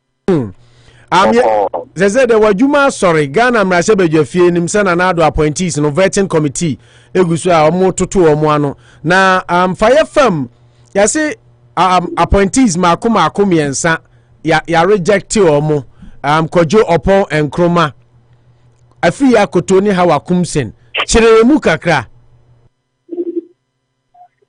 You senior will say Eddie Atujano.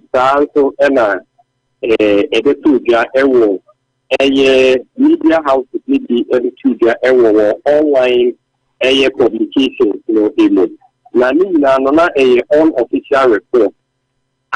Report opposing committee class super nominees na committee Alberto one baby sana do unofficial report minority members more committee na sono one say one friend na say the budget Mensa no assume now so opposing committee no class Emma one more better na so aswa for Mensa and the back committee the economic time on of Mensa santi reading make that we bana hene ono bono reading Emma honorable Ibi Jan ono bono is but committee no answer and number change no chairman of the committee of the parliament honorable the committee efa Afriyie we the understand of 17 Emma or say to on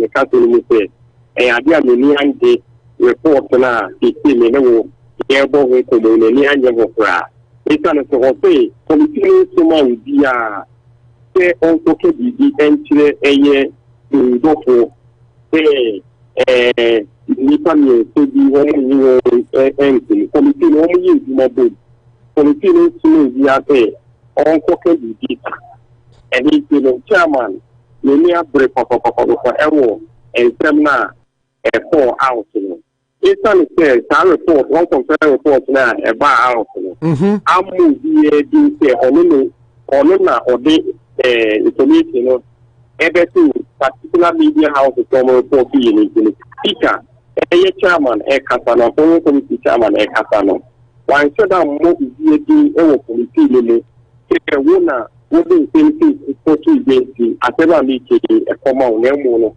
àtà generally ẹ̀kẹ́rẹ́ committee members rẹ̀ láti bá iná ẹ̀wọ̀n ìdílé ẹ̀wọ̀n ọ̀hún ṣe committee ìgbìmọ̀ ọmọ fa report ìkọ́tò parliament ìgbìmọ̀ wọ́n mú di èlé ká náà mú kọ́ àbọ̀ǹtẹ́ náà mú di èlé ìsẹ̀mọ́ tó ti jà ní ẹ̀yẹ́ àdé à ẹ̀yẹ́ fine èyí wọ́n lè jà yà wọ́n mú ń jà na ní ká sì mú un wọn kọ̀ǹpẹ̀mú pé report náà 4 out one canasta of that in a committee of the report able to clean a parliament in minimum parliament almost at the 20-30 year and almost at the and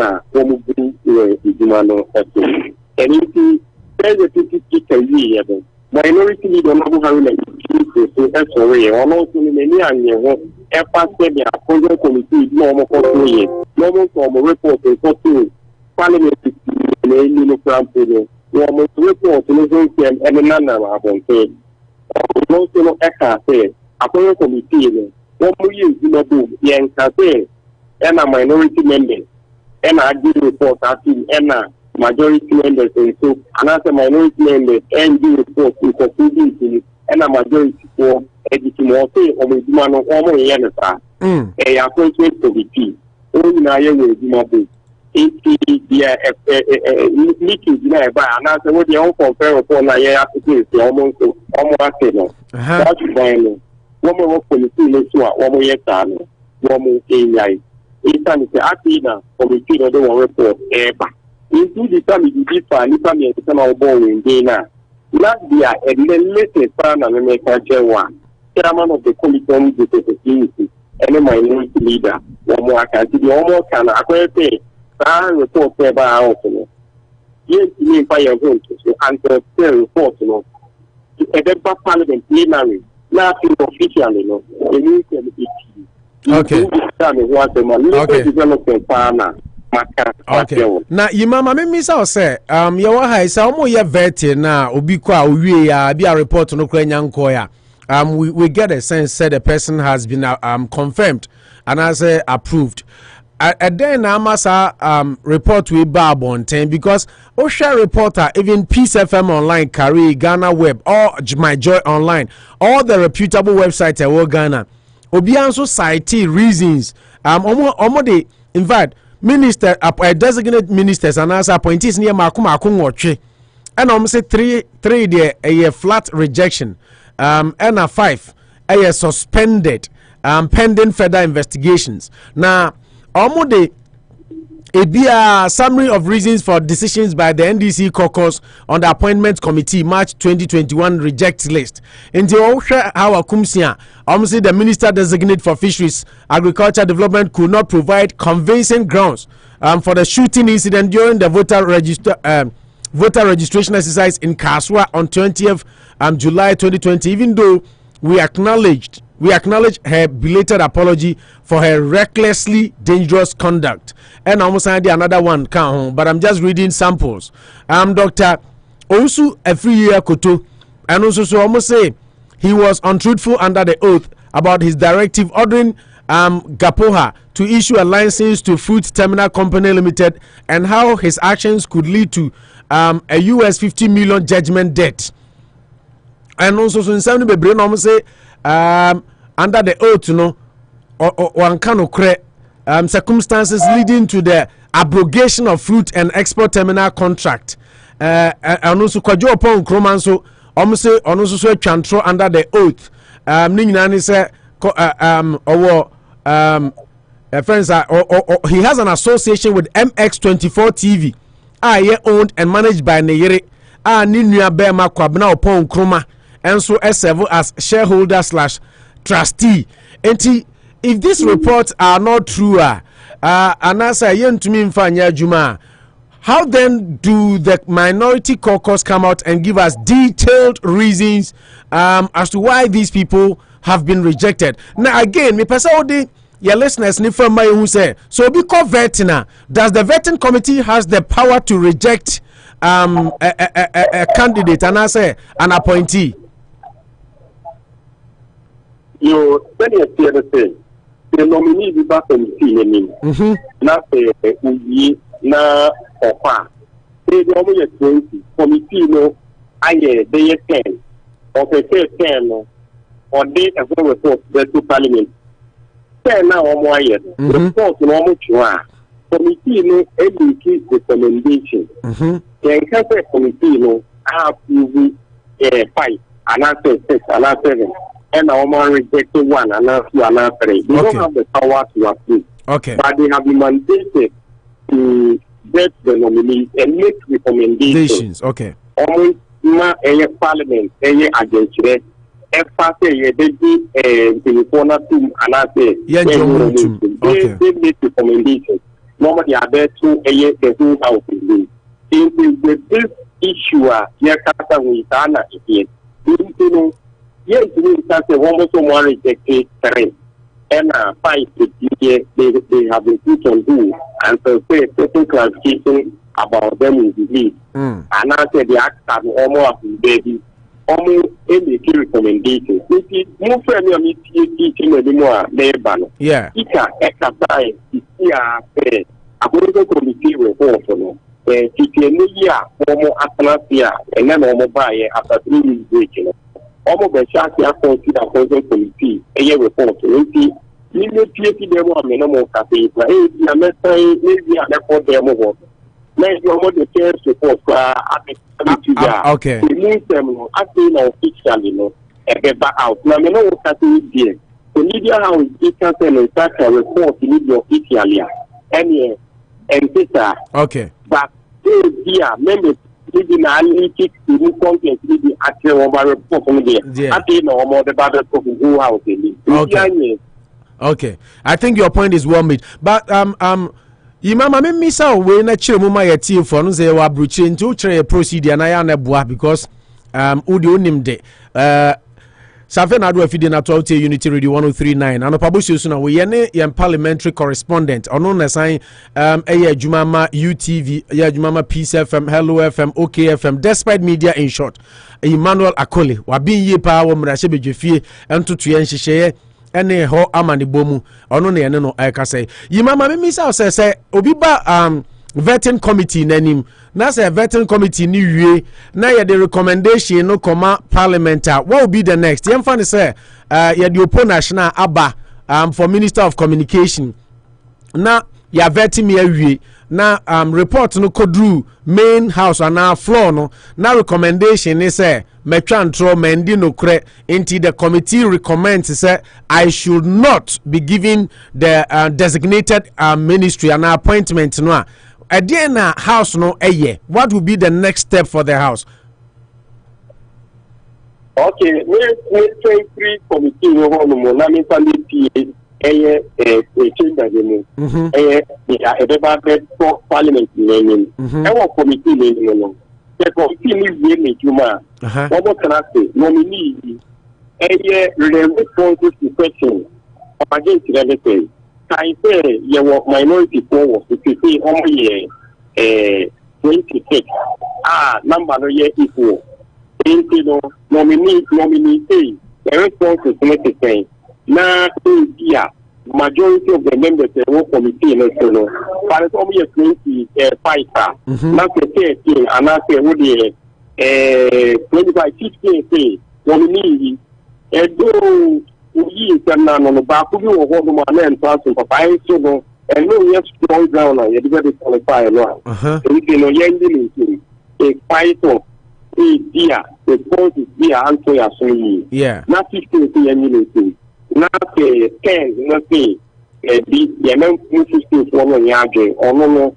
ma ye recommend say my engineering and I say yen can't find the moment when you need to. Internet say you are divided a yes stand. Everyone is part on it. They not be meeting it's a commander committee report to very reflective say a majority of the members in this case 16 out of 25 lending nominee into Emma a 10 of the my own. A banner started now report to the parliament plenary. It's time to say Akufo-Addo said it. One more argument any issue. This time to say even at the level of the present committee, no, you need to change majority say almost for us the other side minority on the committee almost minority. In this case, already plan nominee so every chamber let's say majority of the whole members of the house are on the Japanese one more argument. But our committee level, if it is agreed by consensus, say, if I say you're better, you need the response to clean the dictum say, you recommend say, you need to more. You need to be on the more. As containing the report, say, a bad main chamber now. This time said there was a consensus at the level of the appointing committee. A bank house now. Coming in two or so. Tell me, I want to recommend the a committee level, a bar, a whole house, unanimously. Oh, okay. And the advance committee, like I said, this is what happened. Yeah, committee, like I said, they are not satisfied with you. At the end of the day, no. Not just say in C our vetting committee, but the house will vote on you. The whole house. Oh yes, the house will vote. The house only vote when there is a division of the matter at the level of the appointing committee. Oh, okay. Okay. Okay. We are in a reflecting or main chamber. Oh, okay. I think it's very clear, very, very clear now. Hold on. Me nipa ba ko se obi sa question. Manu chokwenda. Yeah, na me bisa say, Pachat say. Atemenka. Yeah, na me bisa say nti eba main chamber na would there be a debate on the issue again and I say just the voting? I don't be floor ma or more debating them. There is a well, let's see, I can say debate. Report on about almost final. Nominees, so almost 10 and our report are buying now. Almost Marco, and someone you know, our response to them, my key one, almost about air report. It's meant to be right there. There's nominee, over commenting on report appointment committee, the other 2 minutes. Because I am none among appointment committee. If you rely on their report. And what they are commenting, let the Chitabema member be of what is it? A committee report with regard to a particular nominee. Yaman of fine, sorry, now are commenting on their report now the a particular nominee. Okay. Commenting of it. Now, say, the no better say on was with me.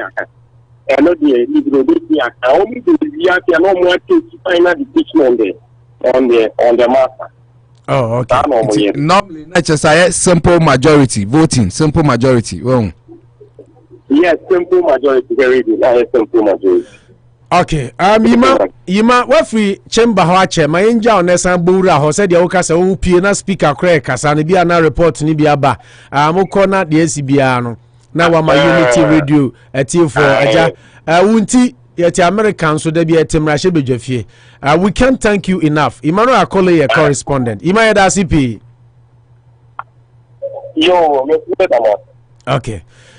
Unity Radio 103.9 of Bosuo. Emmanuel Akole, IAM parliamentary correspondent who also corresponds for UTV, Peace FM, Hello FM, OK FM, Need FM, and the Despite group of media. And now TSA and Kasano. Etimanucho, teams a minority no have made up their minds on these 3 rejections. Yes. And normally reasons because somebody leaked their report. Yes. A well written. Oko Peace FM Kradia. Omayan kama said their report names almost a exactly. And normally to Omayan fe full report. Na omachuro ni nyina obia samwa omuwo no ho. Yes. Nti ose Akoto omso owusu Afriyie Akoto sorry. Omso abogana obog potential $50 million exactly. debt, judgment debt. Omagapuha ono $50 million great contract terminal fruit. Yep. Ye kwa kutua. Yes. Eno no ewo ho. Enti eno Kojo Oppong Nkrumah de ne de almost Kojo Oppong Nkrumah. Who say of all the 3 ministers, as a Kojo Oppong Nkrumah de no na catch clout more. Yes. I don't know why for some reason. Yeah, because on there I am man for one more say why near it was substantive na say for second designated. But I say Kojo Oppong Nkrumah said the American Mr. The minister designate for information was not the least candidate with the committee on the multiple infractions of the law leading to Bank of Ghana's revocation of the license of Oval Microfinance, a company in which he was 83% majority shareholder. He failed to admit ethical liability for the related party lending between Oval Microfinance and West Brownstone, which also belongs to him. Wow. He not just a Ghana benefit. If this report is true, not just they are here. I mean, not just there was some. He also denied outstanding obligations to Oval Microfinance despite the Bank of Ghana's examination report establishing the contrary.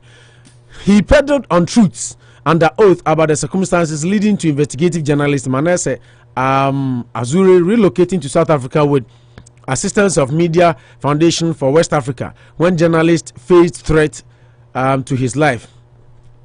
The nominee was quite evasive on his association with MX24 TV, which is owned and managed by his wife, and with other family members such as Kwabena Oppong Nkrumah serving as shareholder trustee for the parent company of MX24 TV known as Black Voter Publications Limited, incorporated recently on the 4th of April 2017 when the nominee was serving as Deputy Minister of Information. And to be a much church on Hawa Koomson the Onipa Osa the Onana Omuchro say why exhibiting knowledge crowd baby or corner now say I'm on back pass until when to me and control no him say and kebegidi no more small back pass yeah no so was saying and to me and church musa shooting incidents na cause of voter registration exercise e Kaswa 20th July Manucho I'm say Emmanuel Akole about by much but from our journalistic experience you could clearly see even though committee chairman say report in your official yenka hwe aden and sema kwa bonten but journalists don't always depend on official reports. Unofficial report become official. Which there be America is CNN say White House source. White House source. Even though White House control let it be a mic. But you always have somebody within our mouth information. First-hand information. And it's allowed in journalism. You have investigative journalism, speculative journalism. So Kwekuba say intercept. Intercepted. Report document just exactly. Yes, I mean my initial comment would be for me as a Ghanaian, I'm happy for Ghana. I think that our democracy is maturing. Whichever way you look at it, it looks like it's in the past. Some of these things go without a lot of hiccups near there. Maybe unfortunately they are the government in power, so they have their own issues and are designating. They went scot-free with it because they were in power. And this time around, the opposition has a chance to make sure that they sieve whatever information they are passing through the system. And unfortunately, so Parliament is a hang Parliament. I mean, yes, because there's majority. What do you mean when you say hang Parliament? Where split, more or less. Exactly. Say at the end, one share that clear cut. Say winner. That's majority. I 137 with one independent who has declared support for MPP, but the truth is that on paper he is not. He didn't go there on the ticket of but he has a chance to choose. Nkrumah also did the same thing during his time. There are only two sides in our parliament. Whether you are A or B, you can be in the middle. Into a cockam there to make. But back to the substantive. Oh no, somebody who also love to understand. What is the hand? But the substantive. Then I make sure say I'm happy our parliament. Our politics is getting to these realms because first report I'm reading. I want to do say okay, NDC caucus really almost this information where it was really given by the NDC caucus that these are their major reasons for for their rejection. You say when you were in the car, Peace FM. Nana Kesi. I mean, and you saw how the commentators were behaving. How dare you, Oppong Nkrumah, reject him? Somebody, why you politics? Why you saying that? Because we are not privy to some of this information. Because at the end of the day, let's leave the persons why here in the past and we want to grow our democracy. What's Nkrumah saying? That's what they do. They have to interrogate the issues. Trump they say he had to relinquish Adebia and their company to Nema because of conflict of interest. The school certificate report me say more conference biama amount for Koda Trump Hotel. Yes, they pay out to pay money from the government. Conflict of interest. Yes, so Chrome are very particular about conflict of interest, and I think you will get there. And who use your office to enrich yourself. And no be na is it Ted Cruz? Either Ted Cruz or Lindsey Graham. Stock market. Yes. Bako ne watch no say legislature be by and then he no chairman was our committee no na obua ma omu passes law no say stock market and say ni sika share no enye isintina no say no say ethics committee of interest so to enrich myself. Wow, exactly what is happening in this direction that they are supposed to ask. We expect that our ministers should be honorable. So virtually anything that you have about the person, you see when there's malice, prejudice, and malice, that's why I don't like it.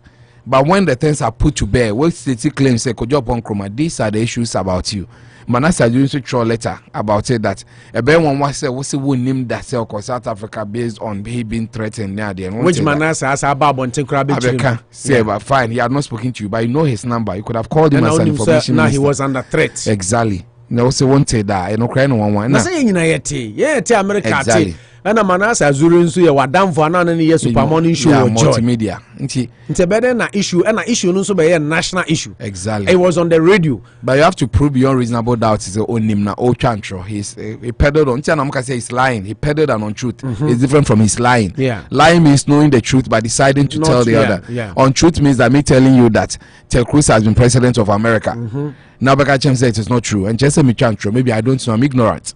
People are ignorant or they never heard it. And information at their times when they post it to social media, not be in your likes. I say more chill. Be on that. You understand? You'll be surprised to go again all this as a major picture channel. You'll be so surprised. Yeah, almost say he peddled on truth under oath. Exactly. That's the exact words that they use. That your Mujin say or he swore under oath. Into the truth here is that the owners of the burden of proof lies with the minority. They have to prove that he knows this thing. Also, a right to defend himself. That's why Mr. says, "Coach chamber one man." This time, no, Obia 275. No, Obia will be points to make a cogent argument, and you can raise it to convince someone. Because at the end of the day, that's the most important thing. Say 137, 138 in favor. Why minister? So why I just like the typical Makokwe situation in Babasisia. The man here doesn't say our parliament are now there. It has gotten to lobbying and you convincing people and we people using their heads and a very secret ballot. So at the end of the day, if me MPP now me are convinced about it, I can vote against him. So me NDC now me are convinced and you more can NDC MPP ni bibet me vote against Kojo Oppong. That is where we are getting to. Yeah. I'm sure we are getting there. And you'll be an Anopa, but unless they use the are you using the reference of the speaker? Speaker. Because unless they do the whip situation, you can say whip and nature say, "Oh, try we chief." I say Ninche moon. Yeah, directly where to go. But some men say no, it should be secret ballot there. You can't trust any one. And that is where truth. I think our democracy should be there. Yeah, that was going to be my next question. Say, I would say my democracy ni as a Ghana no, or share your man yourself now. A little bit of America too. Yes, support to personalities change yang kasa Ghana for your interest. Because if this issue is being raised, say Kojo Yusu and the office to get money, almost a Bank of Ghana. A report no contrary to the no canon. Exactly. No microfinance or 83% share. And Bank of Ghana were not happy with them. Yeah. Not just ordinary the office nyeska over yen. The office since 2017, 4th April 2017. After they won power, and they had 83% share in that company, and they did some things. But if it is legitimate and you have invested, why? No, maybe conflict of interest. Why supposedly lie?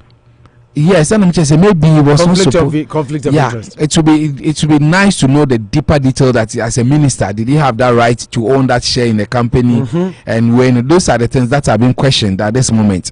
Well, so it's more like issues have been raised. I feel who alleges must prove.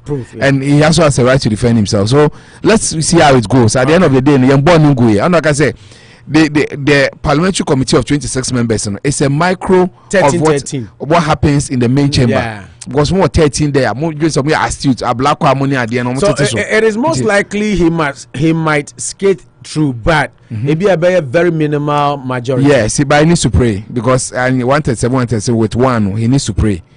Because at the end of the day, even 5 people decide it's almost someone against him. Obenya problem. In the MDC for no, so you see, we are getting there on the committee. That's where I agree with you that you because the committee it looks like it was split.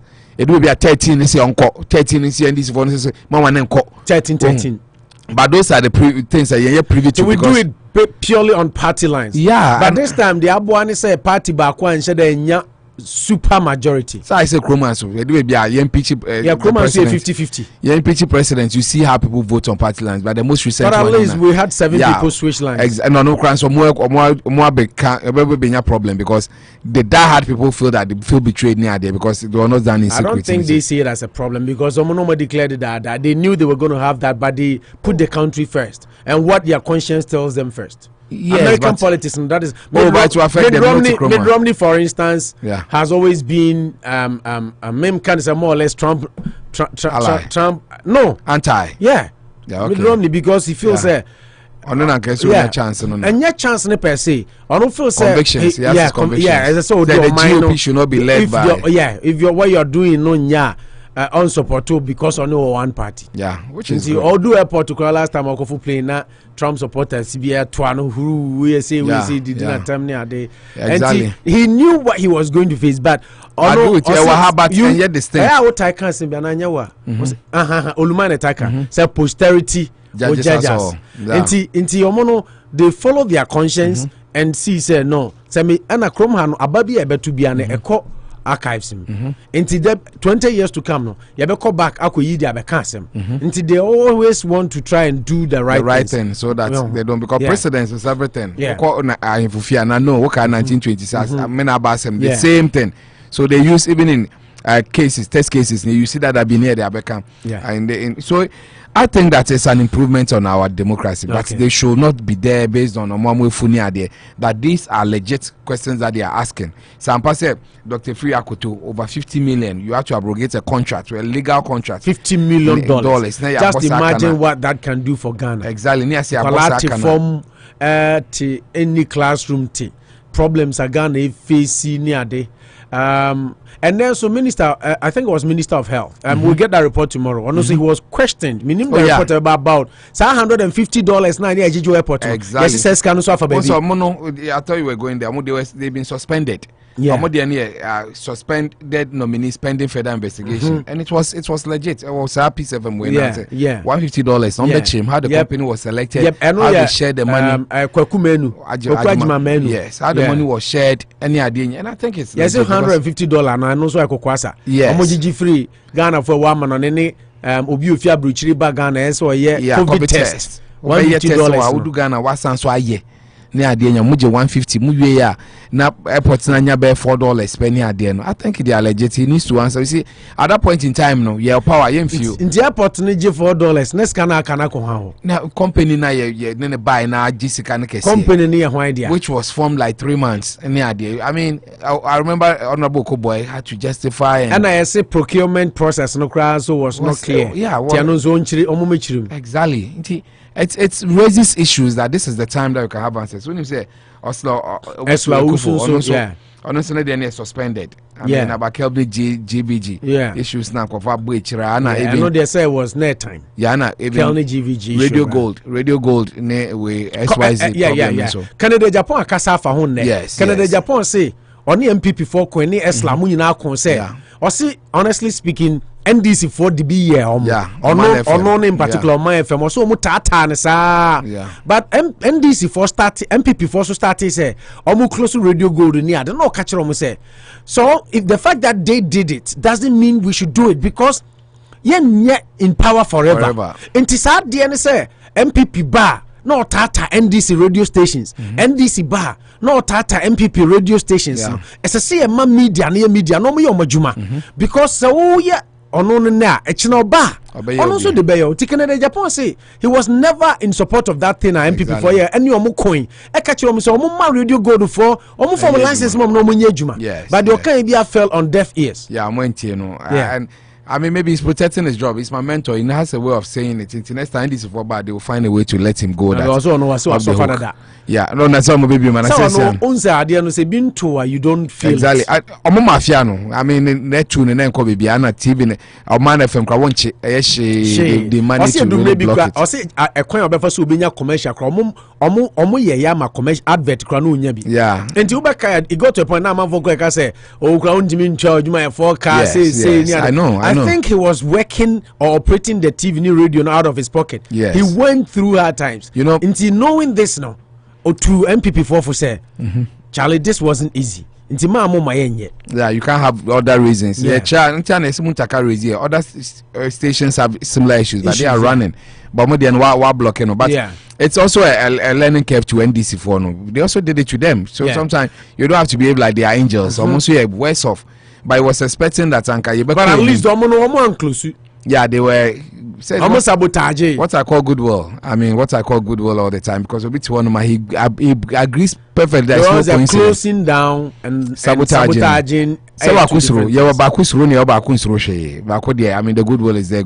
Ghana for educated masses in India, they know where they belong. It's Nkrumah. Those attributes really affects them. But sometimes my problem with Kennedy say, why now? Sometimes, but it's still not too late. Issue number. You should have said it. You are very vocal. 2017 na issue na public.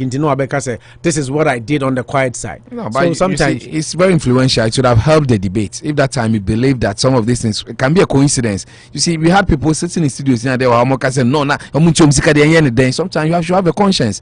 Say, how can there be a coincidence that Radio SYZ in a Radio Gold, the whole Ghana, and also Accra, no, I'm problem. You don't do that. You are not in an authoritarian democracy. You do mutiny in there, but hey, at the end of the day, it does also exonerate them. We're Radio Gold. I shouldn't have used Agnes Boa for the message about what said that they're broken you too much.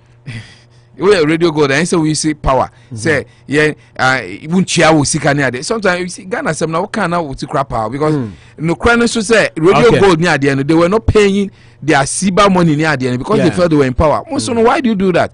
You come to equity, come with clean hands. We will be pepe. Na say your mafia wa Ghana be anim. Dom level na say embassy e can no be na say so ko leave. We are wagin say we person we can no cre na say they are public servants here want to share on. It's a money heading, but in any case we are hoping that finishing on these appointees no over say Kojo Oppong Nkrumah Hawa Godfrey dame to PDS na there so we say no seminar sama no AJ about the issues with public procurement in there. So I think these are interesting times. In the end, said main chamber no to be debated. Peter Meu and so bansa PDS contract. And also him say bansa bebre or Ghana. Exactly. Electricity for and PDS I'm interested because omo sika ye niama na osa omo person who say how much revenue was collected by PDS. Yes. And the outstanding claims by PDS on the government. Yeah, and me sure me Ghana omo hia nchiremu more. Ye kasi ajefi omo nsembo ko to lighter PDS was still on the card. Was still on the paper. You see that right, goodwill now for enjoying to make kind of cry in their faces. We should stop it if we want our democracy to grow. And I think it should start from the nominee Peter John Ameudiano, the nominee is also required to provide further clarification on his role and proximity during the 27 December 2020 assault of Mr. Emmanuel Aziaka. Yeah, committee ni some person who sat at me no war and some clarification on a bailiff from Ho High Court alleged by tax associated to the former energy minister. Say Peter Meu tax the macho for na election it happened because of some per clarification. Kwesi Akwata being so Kwesi Akwata roads and highways almost say on also he was unconvincing on opaque on the matter relating to 570 million Accra Tema Road expansion project. Yeah. You know, you say Sikano Sene say 480 a jump call 480 na jump ko 570. Yeah, so Tomusi omechiri me then sika Ghana for him say 480. I could do 570. Yeah. And say we note that the same project was valued at 480 by PPP private public participation arrangement. Inti mo but the abetu ya say PPP no inti sikana could do 480. Afi mo de buy abaya spending 570 90 million more. Inti sikana of then ekobasa. Yeah. So clarify the role in signing contract with Motor Angel and Haria any Constructcal Africa without cabinet and parliamentary approval. Yes. So kosani on your kosani contract abra. Which is serious. Which is very serious. A lot of money. Without cabinet and parliamentary approvals. Yeah, because parliament should approve. Cabinet there are also concerns about criteria or rely upon editorial debts owed to contractors which seems to offend Article 296 of the 1992 Constitution. And the road minister, so they are now about Godfrey Odame. I think I'm the Canada. Yeah, but you can go. Godfrey Odame, they are also a minister designated for Attorney General and Justice. Now he appears to have blatantly misled committee on true facts about bail secured by lawyers of Gregory Afoko. Yes, we can throw that day. Yeah, because Afoko, he is required to provide. But still, of them. Yeah, it's really serious because he's been told to be. He is required to provide the much needed clarification on this all important human right issue. We will, in that regard, want to ascertain if he did not peddle an untruth under oath. And 2, the nominee failed to provide satisfactory answers on his role as a member of the governing board of Public Procurement Authority during scandal involving the disgraced former PPA chief executive officer Ajenim Boateng, he would also honor so kind of. Yeah, be. He will be requested to come clean, particularly based on what is now known to our side of the committee. His evasiveness and lack of candor on this matter is issue issue. Issue has left much to be desired. I think normal person just say in this issue. On this matter in issue has left much to be desired. Yeah. And I see, our estimation that the former Deputy Attorney General was not sufficiently candid and forthright when he created the impression in response to a question about possible abuse of discretionary authority over post-election commentary by Honorable Inus Afuseni and Honorable Kennedy Japan that he had no mandate to assist his boss at the time, and they both had no mandate after January 6 when he knew that the said statements were made in December 2020, at which time he was at post and cloaked with authority. And also at the end, ministers now. Ministers designate Yanji Omantum. Yeah. Obia Hunsam na yabubono po kakradi atutu wenim. Nyami adma de besi bia no. Exactly. To be interesting to know, and we are not crucifying them. These are issues. I mean, if there are issues to be clarified, exactly. Personalities. Exactly. We are here supporting Ghana. Yeah. And to say we are number one. We are Dr. Bosuo Afriyie near say Minister for Food and Agric. Man, some were committee ni say. What can track our issues be where you Kojo Oppong Nkrumah yes with the office I could make his car with company I found MX24 one kind of crane was could be microfinance or 83% majority shareholder and also so who can throw conflict of interest near exactly. Ghana we are not crucifying them yet, but these are allegations against them. How it unfolds, how these are issues that committee say some have been suspended, some have been rejected.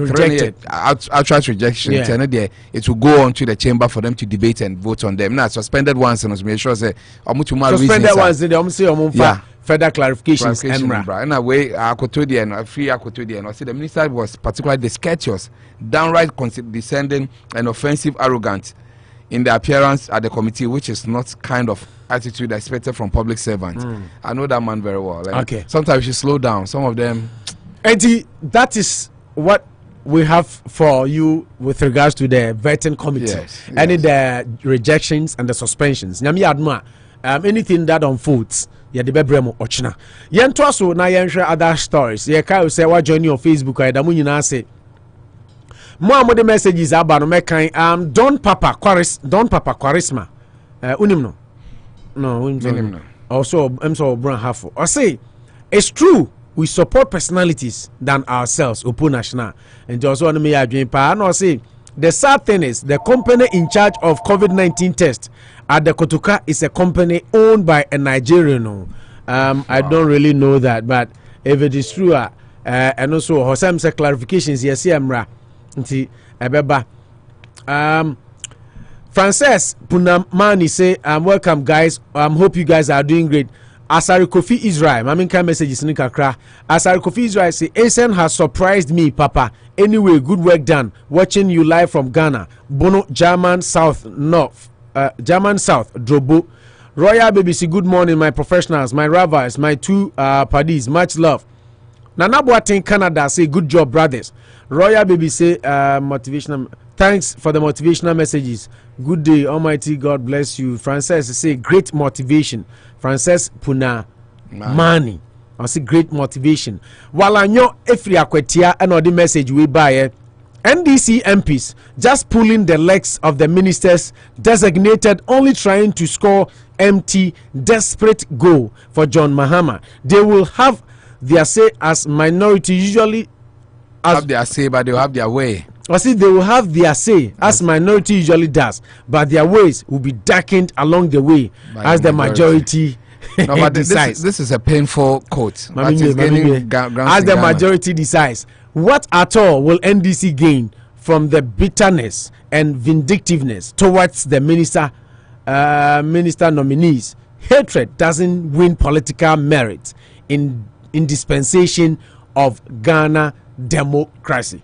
Anyway. I agree, but you see, you can't also tell me that every minister is without blemish. No, my point is in semna yakan atu minister for no so say nya no kra just come out and explain. Yeah, it will be debated. But no, but somebody say, why would he feel that so be what BB can? Then why do you even go through this process? So I expect so be able to film easier without much effort. Then we don't even need to do it. By the minister boy. So applaud the system that he who alleges must prove. NDC or say okay, so show documents and also bet chess and your can name. Now sanka $50 million.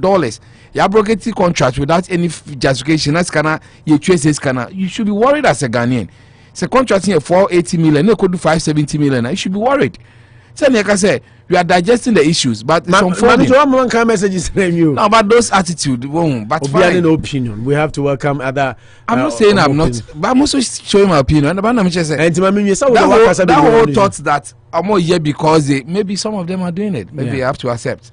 Yes, but I know the Man City there now. On the coin. Yes, I know that was during the sports. Mami Agnes Boa say good morning to you all. Nana Jemai, Nana Ojam Boama. Or say, Nana Opoku COVID-19 vaccination is good. Ako one the Ojam Boama. Asante Mampon Chafo Hinena. Okay. Also ako one the no say vaccine no. Obi anu also den man wo twibe jameno. Yeah. And then the Okowo or vaccination is good. Good I'm hoping say, I'm just hoping say no betimi afro show no so na metimi query ne kakra bisa no. Max Billion nana ba for Edifi Canada. Max Billion say good morning seniors. Oppo and Manucho. Monsieur Oppo Manucho always capitalize on any little loophole of your statement to make controversies low. It's a fact. He didn't see gay growing up in his time in Ghana. Oppo next time say growing up was history in the Bible. What's that make and Akofa by say who grew up? No me who grew up me who say Ghana. Also there you not gay or oh see a tea. I mean sorry a tea or Bible Sodom and Gomorrah near there. Say any Ghana. And yet Ghana say you can't we asam. No, what's a Ghana? You growing up in Ghana. Me say growing up in Ghana yet. She say me grew up Hawa. Ghana. You are not growing up. Oh, 40-something-year-old man Kokrat so I'm growing up. 90 years old. 40 years I'm still growing. Don Papa Charisma say good morning Manucho. I'm enjoying the show live from Sunyani, Ghana. In fact, the minority on the appointment committee has disgraced the nation once all because you don't have to look at the good English person will speak.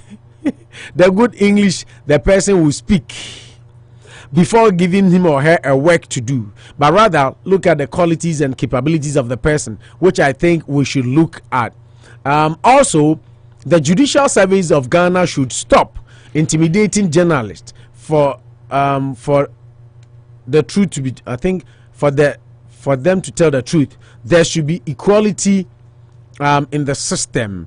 Obeka say Supreme Court to say media I don't know be can say as a judiciary ni huru ansantwere for which I agree. I think that for the first time my main kind of message ni na me message no I say again God bless he said okay I'm sorry I don't know can or my main kind maybe I say all interest to him no also the Judicial Service of Ghana should stop intimidating journalists for them to tell the truth. There should be equality in the system. Again, God bless His Excellency Nanado for kicking and speaking against this homosexuality thing. And also, I think your next topic, I think Alan is a good leader to lead the MPP in 2024. Alan for Alan Chermati for 2024. My regards to Mr. Evans Afriyie Jan Yabua, CEO of ANG Foundation. Yeah. And Don Papa and the Macan say it's true we support personality and my kind of that. Ujambo Massive Vaccination is good, my kind. Agnes Asari say good morning, gentlemen. Keep the great job rocking. Agnes Michao Anopa Mijirisa Onhuye. Agnes Asari Bakupe. Now so when a message in home. Who was that? Don Papa. Don Papa Charisma. No. Bruno half for Sunya. I don't know what judiciary. Yes, judiciary shouldn't intimidate. I think the peace council so it looks like preemptive. They are preempting what will happen there. Peace council say their decision be a party be na peace in rainy. You see, you can't. But shouldn't we accept anybody that comes? Why should you accept it? If you don't accept it, say don't condone violence. Say one gentleman, they are channels for you to channel it. But you say they are not gods, they are not demigods. Say but the principle is that use the right channels to fight your grievances if you are not happy with it. But say because I know a meeting between NDC and PP. But Latte was there, Freddie Blame money there. I read an article like that they all committed to peace after the 10 has been said. And a very one way I say, you can be unable to second contiba bromo. Second contiba bromo because they are not happy with the verdict. That's what we are preventing. Yeah. But as people should accept it today. I mean, you can't accept anything hook like and sinker. At the end of the day, people say Bano being into more.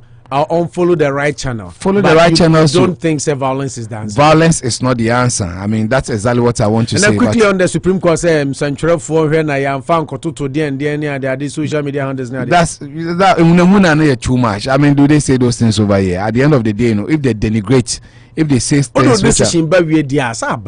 but people have the right to also make discussions, digest. Exactly. For you to Ghana too much. Sometimes I don't get it. So we just say, Obeka say, you see, we don't want people to be pre-judge the issue. Really in the bar now, but what the bar say, you attach reasons to it. You ascribe reasons into what is our ruling. Logical applications. Exactly. And let us know that whether it's frivolous or it holds water and we should do the right thing. Okay. That is the substance that I'm expecting them to hold. Now Bawumia so we couldn't really do it. Yeah, I got 18 minutes and I hit it top of the hour. 12 p.m. baby phone lines now. Oh, okay. Into about 18 minutes. Yeah. The next two topics are you look at the vaccine briefly. Now Yabeshe Yaba Alane Bawumia fashion now. I start to MPP but now President Akufo-Addo's coronavirus vaccine jab, not water. Ghana Medical Association. And now 2 say to tune and him from Penny for Ghana Journalists Association and then Manas Azuri say on the rejected wango and yes wangos for the fear say journalists need to be enyini and they be muso because any journalists need na almost selective few and also be more underlying conditions into no catcher almost or more underlying conditions no more no more susceptible more vulnerable no conco indeed vaccine no ebi mo otumfo say tutu ne chief imam ne adam penimfo ni nyina awo na eno no na enra na ado de no Ghana for say nsuo why would they be say water insuo grant me for wo bio you can't put water into somebody's eno na me pese me bisa o say manucho Ghana trust wo ho. And no, that is why I picked this story. Said, do we trust our leaders? Do we trust ourselves? Because for president to publicly take a vaccine, not Ghana for to me a kaso mampeni dead yen. Wamaya di insuo na awono. And obeka chere say a vaccine. Isn't it dangerous? Overly dangerous because when you make some not just a trusted one or mampeni two. Ghana Medical Association near FDA for nano. As a gun and throw, taking them for full, so they don't know what they are doing. Meaning so might be untrue, but to the point is say you bet you didn't throw the back say a man penny crowd you didn't soon or they are tricky a better so overseeing. International so man penny no per se a young one young but no the sure one a tricky for somebody to have this notion. Isn't it serious for the development of the country? People like that in Pabone for the honor, but you see who alleges must prove. What is your whole reason for saying that? I think it's a low one. It doesn't really make sense to me with everything. You can have your convictions, but the whole idea is what call now. Why should they even say water? The minimum point say be at the distilled water near the end of between the hour. But I can say and pumping into somebody's bloodstream. You can even kill the person. The more I read about it, but maybe fine. They are saying it out of ignorance, and I say we say placebo. At the end of the day, between I will be aqua. Your friend virtually water now. I suppose one was some injection. I'm a menti apple. Woman pills. So I call and call. That's a placebo. Yeah, so they do it. Which will not run away from that. You can give an injection, but inadvertently.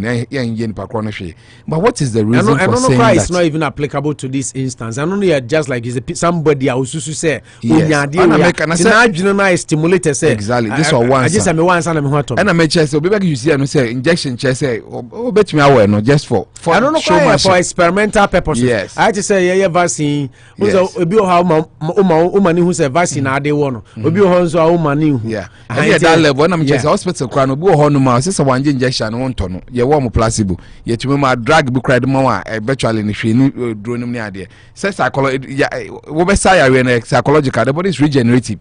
Nipa wo ya wo pra e wo ma wo be it will regenerate. E bi ni ade na enko ni ade but most times you know the body nyam kopa ya ne say no abesa no yare and those things. But sticking to this one, I still want to find reasons. Unless you guys in Ghana for them, there are some people like they just don't want the government to succeed.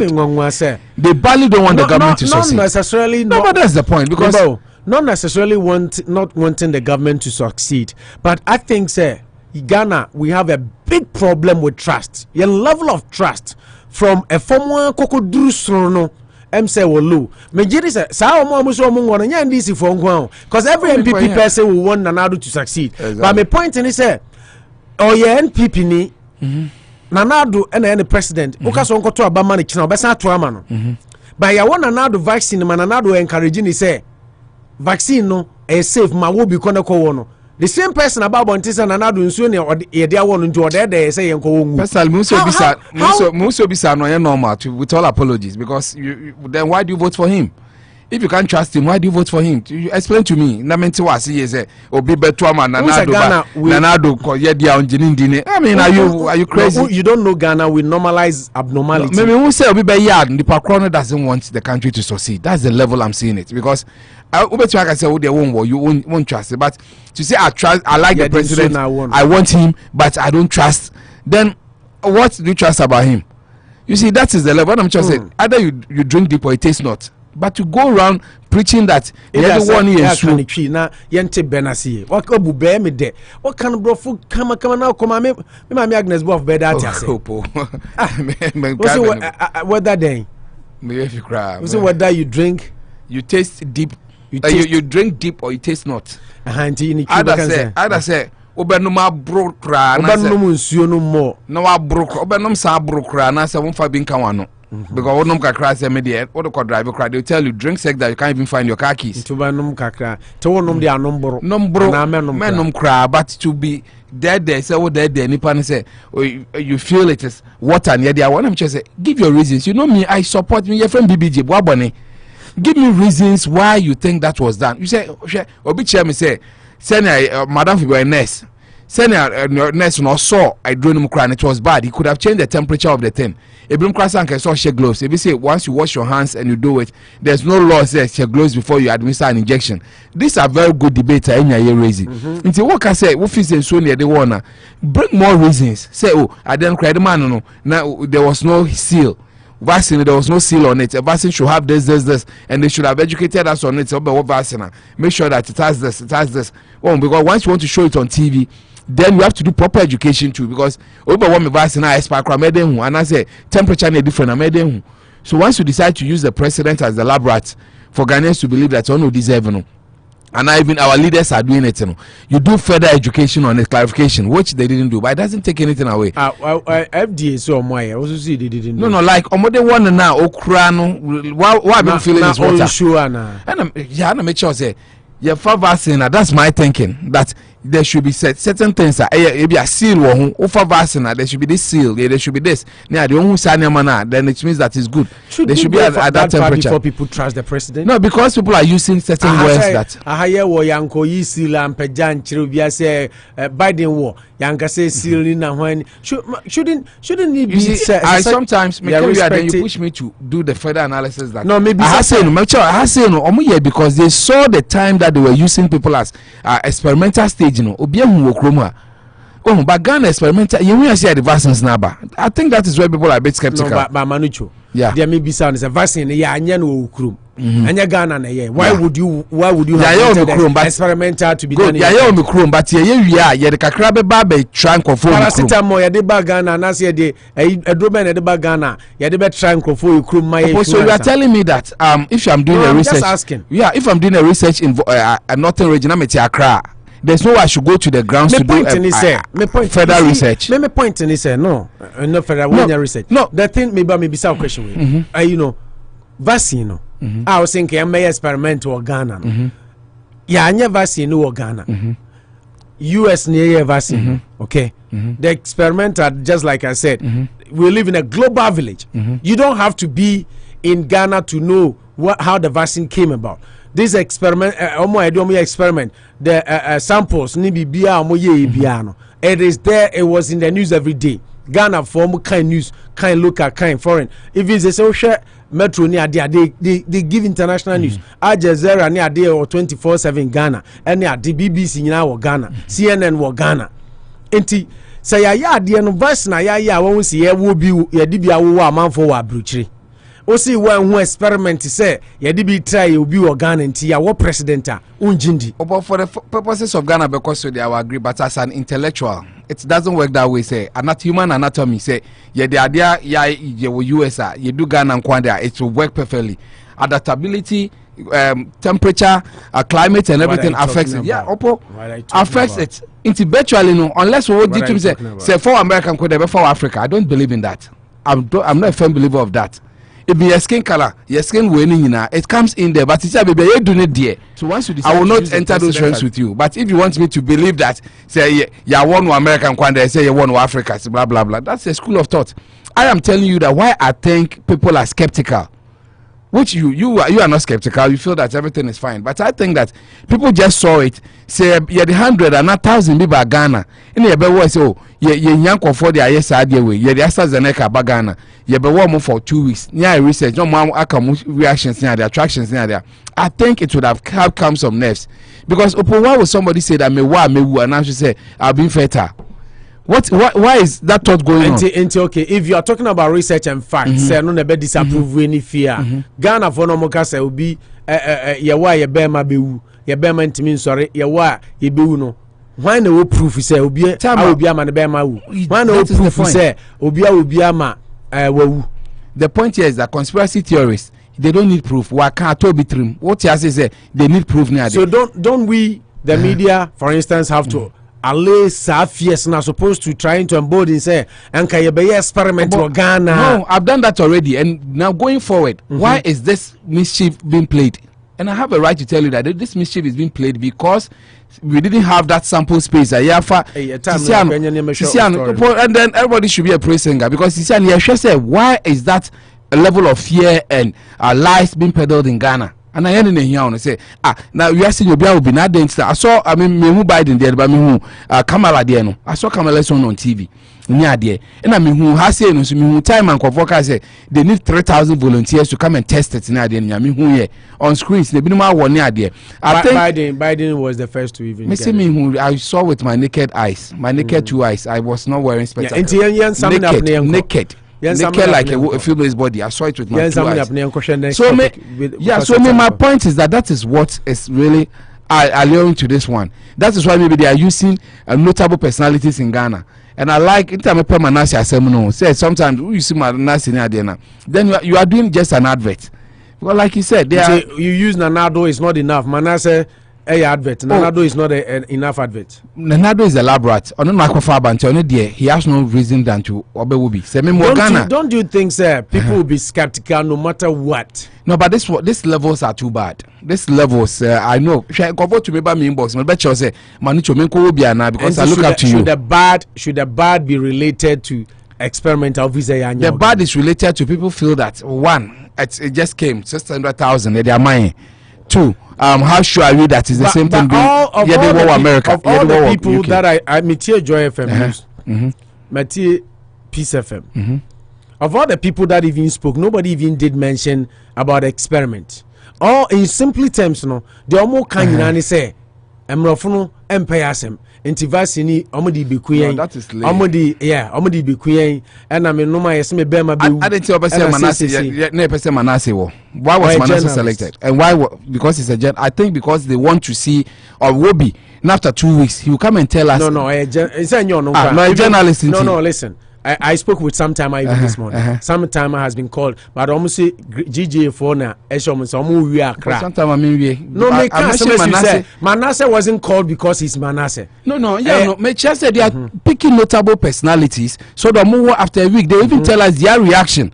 say me why no tell okay so for jambo ama because I want to know who na ya or ya who want to me die na me friend he friend me say what test say wa obi. So these are the things I'm telling you about. The way we can live fierce is using people who can have a voice. Me 2 point as you say you su Manasa how na me bisa say Manasa is a bigger advert than Nanado. That is my that was my question. Nanado wouldn't go to radio station and give us say me what me feel say near I don't think it's his job. But me you think it's his job? We see Nanado on his duty every day. And it's a word no area better no ejuma de it's not about that. Manucha why will be if I'm telling you. In America we use Biden. You see, and you see, we need them too, and we need people to can be advocates. See, I'm no Manucho, my Wobia. You think me talking to you is not different from Obi and Wobi? My what Asad Zaneka, na many reaction, Diana Meti after 1 week. You think I can give you a better picture that Ghanaians, me Manucho, my Wobi, and I don't feel any reaction. You see, that's why we need the notable personalities. How can we allay the fears? Let's use people. Don't we have to? Because now we justify in a way, say, be an experiment. I said. I feel some of these things culminated or contributed to that low turnout and people not being told right in their heads. By saying nipa be 500 be say omoko kolebu gene adienko obi a month ago said these people be more be at 200 Ghana po.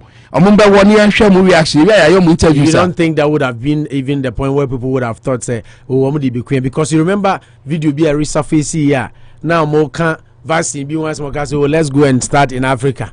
That happened in France. So Biaka says Sisiano or Bewa Persuasion and Ado bear a month says Shayana. Why would somebody say that? No, Intina Memeka people will have the fear no matter what. Even if we then let's go on because you are even Nkrumah Krasa man for Ahana Ukase yeah we will how be a people still have skeptics. But Ghana no are heightened. Me know what here you nipa 5 wanted 5 don't want it. My little way no about 80% I feel want it. We can do almost but Ghana they 50-50. We nipa 10 wa Ghana 5 don't want to Ghana about it. The only thing is vaccines no right now what we have no cry and yeah no but beyond that important people we 10 people are 5 don't want to even hear about so it. We should encourage people to see where and let me tell Michelle say how do you encourage use people who can be advocates. Yeah, that's what they are doing. That's why I said Manasi. That's why I said Otumfo Nanado these people we are Gamanche, Chief Imam, they know will give you the feel that leaders want it, but you need people to who will talk. That's why the sometimes and co also need to be used. Sometimes I could tell the mic anymore. My wobi say. That is how we should go now. But next time, you know, when it's a vaccine, you need to because me say way. Maybe someone say polio ne idea when you Ghana. Abofo na the mind. If they want to kill us, why wouldn't they kill us through that? But still, no, it doesn't make me feel that AstraZeneca is good because I'm comparing to polio. So my would be na minya reaction behind me feeling. I'll talk about it different. Even you will not be justified. Say what will be to be uncle when because. Obiane ne reaction level. No. Obi meba. Yeah. Also who kasa say who be there but to me as you can speak of it. Yeah. That is a good point. But me answer to that and say oh ko and no jeans inko. You might not have a reaction. You don't have time. I would have spoken about that because you might not have a reaction. But be about so because the person will have a reaction. I told you about even being in Africa and US, quite 2 different places. What's it? No. I know doesn't say Obi Nkrumah. The intermaker say whether it's not relevant in this sense. Ni say Nkrumah enipa tu ko wa obi timi wo onyasa kine ade na omoka obi nsu nyahwe nti ya no has nothing to do with that. It has everything to do. I don't know why you don't believe in adaptability. What you say? I don't think so. It has nothing to do with weather. It has for that one. If it does, no. Unless you gave me a proof. The proof is that omo research no. Omo de and your man omo their do's and how were they able to see say a drone and chair with drum said not to be given in outside Europe, outside America. My family this is why would somebody do a vaccine? This is a global. I'm encouraging people not to take it. Take it. I mean, I'm encouraging people to take the vaccine. I said some of these things are community even learned people who feel say they will not take it. How many feel say learned people be the what's it? Are you speaking for people? Am I not learned? And never be some probably some candidly will I take it? Probably some candidly me. I mean, nada isn't bizarre. So on Ghana, we're talking about Ghana. Ghana crowd me candidly no. I have my own reservations. Sentina person say yanye experiment in Ghana yanye say wo Ghana say why are people skeptical Manucho last topic is your time now so also na aka 18 minutes vice na me say for 2 minutes but I mean at the end of the day maintenance robot hello what's it hey mamenka I'm first start free me ba cho mo amugina so mo my time kakra bi why na yemra mo so one afro number is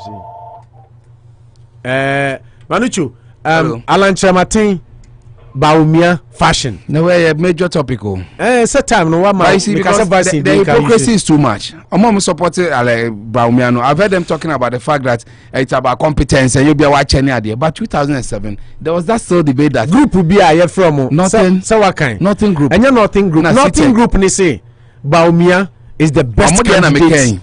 Nothing group ni say Bawumia is the best candidate for the MPP, which is true. I'm more seats or buy no against in the north group we from say CITEG Ghana almost say it's Alan's time. He bidded his time or G2 back in Legon that on Akufo-Addo there was a chance the second time, but he sacrificed his own ambition to make Akufo-Addo way.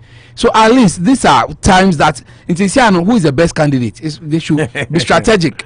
And unfortunately, and to me, I'm deep into that topic, but I think we have to bring it up tomorrow because it's a very important topic. I also in your brain, na deep, na my answer na bafo be sha ase ama me no menya obi ewo me line ba ku isi so me nim ni pakroma me menya na me ba cho hwan nie papa ini don papa kwaresma ni o papa kwaresma don o kasa free kasa free Sunyani Ghana.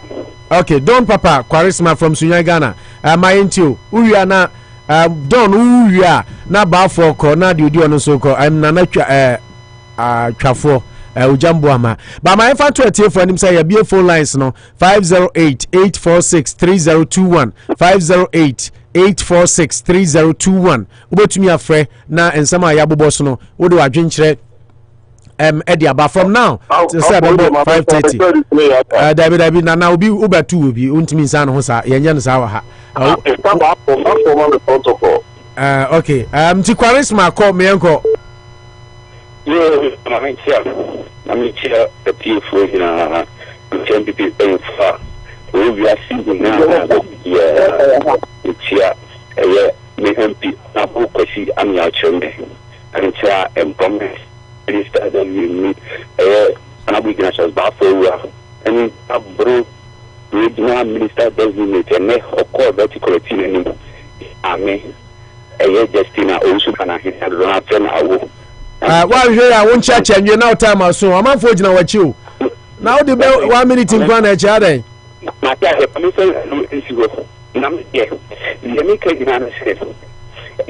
the appointment committee and a vetting committee. And it's a minister here, no. Aji Begatuma, only being so said, only the only Jumuntu. Maybe the woman said, appointment committee now, Omukoson. And at a very committee in the and said, don't feel it capability, the quality of the panel of the Bayadman. You may necessarily be selfish interest or no selfish interest as a profit of being a trade woman or that being in it. It's a very holiday who said, no hemisphere would deserve it, and that's all selfish interest in Yana and more mine, and I the ordinary citizens and the only that is any panel in the best supporters are there. Okay. The time I was usually solid enough to two minus well, but I had so yeah. And I'm the work committed show about Bormano and so and now. So now that candidate Bra, you know, this is what you need in the MPP for 2024 year. And I am going to because what you in the country say that why you kill good. You're not going to watch for the Bra, every MPP. You teach you class, the Duma Kran, from Sort of Bakor Mako Dina, the Duma, Akoto, it's a bonus. The community, especially politics, are called for the NDP, and actually call Sunyani Ghana, bring me to the Kalas Macho. So, just meaning, fuck you, could not go to a Sky, maybe the Mutuna, the Kudu, I could tell what is on the Kikuda Akoto. So, okay, Bawumia, as Monday, I both bet, please say you Padia, a bit more. Okay. Okay.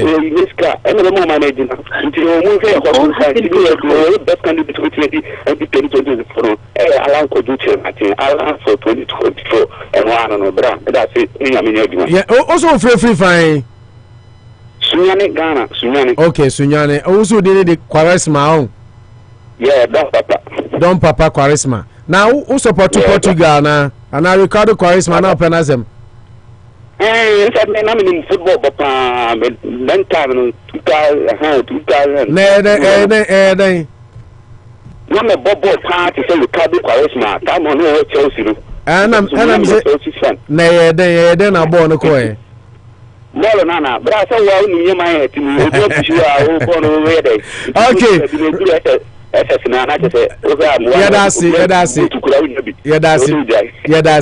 Don't Papa Charisma. Okay, Unity Radio 1039. And Tiba for Usi Nana Ujamon Kofezana. Okay, Ujam okay, Bafo my into. Don't Papa Nebona de Akoto in Jende and Van Tunje. Oh, Nanado Akufo-Addo. I deny the one no. You best Ghana for a good time. The American family may be Niagara. What is so when you buy? If I can't be woo. If they don't know, I mean, if I can't know, I don't know, I don't know, and I said, Nemo in the family car, Neman. But you think so, Eddie will be at the person will die. Think about it, and Northern Canado, yes, if indeed in Sunia the Warner. So we shouldn't be so ignorant. I was a Duna Banovo. Near my yesterday, I said something. I my young G20 to Tamanapoli and Sameba. Nigeria, I said it yesterday. Say you could never ever Nigeria because of immunization, but you see, it has come to stay. Yeah, busy I deal with. Yawa, I need us here. Yawa, I say, hepatitis B, yawo tuberculosis, yawo so many injections people with COVID-19 in the Ghana for. Thank you, Kanyama Bisuna, Yamanka Mumna. Now, so far, court at Samana Yakaya. Supreme Court never strong, and we will not say a degree. We need your question, Omonto Mbakaka. Because yen na yen baby adi kwa Akoto. The baby the Akoto ya 7770 yen baby kwa Akoto that. Yen ko kan bibiana ja akwa ya content. But the best friend PP4. Alan Bawumia no again temdodo. They are meaningful support of Alan Kojo Chairman. Say or baby say in full support of Bawumia rather not Chairman. So we are able to keep the bantu because a baby ani leader is here to be pertinent. But I get too early. Young anymore and I too early. But I bet distract the attention. Ama, there was a near my civic corner. Lastly, political was transferred for a moment take time because the Monday year for your Oppong commanding any panic account. I mean, you say which and Bafo, Mammy Missawasem. I thought that Ghana Mabunu. I am Montanasica Crown, Namunja party lines, Naya Namuaguon. Namusha, what kind reasons now about Bontain for why they say they even that is from the minority caucus. But what kind reasons no? What kind reasons now? Manichu, you alleges must proof. The burden of proof lies on the minority. So no matter if it will be brave. You answer that will give in to some of the questions. Or more reasons, no, man, on some of the questions, and the answers are given. It's all the country, they all can of war. Now, how they in Qatar, being said,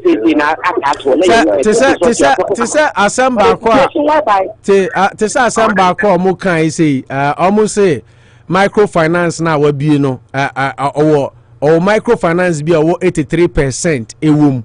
But on Uzuzu enya no kre but well meba Bank of Ghana osi enya dai Bank of Ghana report omonso de buy no approve contrary eti me point ni say Kojo Oppong Nkrumah ebedi minister obesom Ghana Hawa Koomson besom Ghana ye nyina Ghana for enti say committee ni feel say questions be honomo epe more clarifications any answers and until that is the essence of the vetting committee. Into more person obi akoya no I scale it through no me I don't have a problem with who says issue we yen seeking more clarification and who says into ya munja mpanimfo no munye omadwuma said say so for the interest of Ghana na munya say dobia mo attack obi because we NDC ninti no say we MPP ninti no say yes sir say okay vetting for no I say minority no reasons no mo dia ba no if they had back the marketing now with evidences and come after I confuse I'm not me say dia mo so my fa dia magana but what are the truth? That is my point. I mean, I don't blame them too much because the Akoto and Akoto, skirt and blouse, they are the people from Ghana for you because the Nippon power as a man. I get the point. I need to follow the Ghana for they will make this government ungovernable and they are put to their NDC for them. They are shooting us. So I blame those who did that skirt and blouse them back. I think we are going to thank you. And then okay, yeah, that's CP. But for Israel, sorry, dear, no, Nana will jump my uncle. I'm a military sample to put the anonymity. My name is Sample. Hene there so I him for say say MT and cracha mo credit now nana twa for hene asante mampon twa for hene nipa kese say wo the credit here the nana me nti anya the one no I force my mind be brave na want to say abrotira sem na force my mind na me so na am na ko batara opo me ko ni dia na ye bo you allow for good some about so social or progress na papa no kwa de le dem so kokra and we ye bi se mo de asoma ba ho so no de dem so kokra so no de mo nka ki mo na ba so na bi no mo ti ama no I pass the se pa ho no na na so I don't know my mama so for ne pane to go pane ye wo no for practice I don't know if I am going to sit on also while we put a dinner mom if I saw what we may do. We won't be on a sort of fix when I'm producing some hair. We are soon in to I didn't give a into Nana old school Surest Oko Bema and Yajma. Oh, no, how to take it on the side, you know. I don't know. If that's by example, and this is and Rami Pom program, I'm a coffee and I'm a yeri na se say de okofa nkwada nwotwe na aba anam se ade say nana ofre ni say wo si wonko wonti so okowo na bibie na abehwe ne ma nwotwe na mse obibie anya no nti eze de meyiri onya hotoso se nana ojama ko okay nana yedase nana na wonye sure say too early say mo start Bawumia na lanchiramatin shu ni tentem dodo Amze ne line me pacho hey when what number we meant me who hello yes sir hydrogen my inti oluma enipa 3 was no oluma ne twato hydrogen yanko pacho ba pasamintia in muti unity radio Anopa maminchi obia auto so abaso na de bia no say Ninti ana mere unity pa cause analysis of the mind e mo group what no better meaning ni say na o kana no alan Bawumia alan ni ya MPP for ba ya pass in term do e ba le sada say some mistake bi ko kewo trade side the Catavia any ye vice president na e ma fiare ne sa da bi yesterday ye bin nyema atoto afemu into mo mata se na Allah na yemfa nyema ntu nten kakra na ye minister se ade nka ne yiwie you and I say so bon pa me so mo nza che no yesterday ye yemfa no ntu nten kakra yesterday va se na so ba ye se Ghana for no ye yenwo no unya kwan no kwa na ga se brother wa men ka so nko come de bi am ka ba ye na first ye ma for ka se yenwo no NDC put no ma die direm kincha na yenwo esende you are John Mama. What ama ya won kama. Nje so ba tirata ka say oh what dia me boss me ko asoro SVA. Me go be do Ghana pe ana pizza from news SVA do die no the whole Ghana. E ba bon say ye yanko wo. O say ye yanko wo it me dey enye du mi bisunya ne ha say pe. An sha me ne president no akọ wo cause Entina de pa entina de enti yefre abofo no wo kuyen na ko be kuyen ya anka eduane ko ye bi sera na ndra mo amuka eduane ye bi emu ye bi ye Ghana rice how eso ko nya Ghana rice kwa mpe ebiri kwa pompe ati de free approach ya de ko aka ya pa fry da bada yefre mo ye dai pa policy say de pass outside no me ye ko straight me ya ko but ye nya no ye kwa no ehia e ma Ghana but aso nya no nyejuma yanzu ya da say hydrogen my hydrogen free so am but the next person no kwansa na we are no luma so aba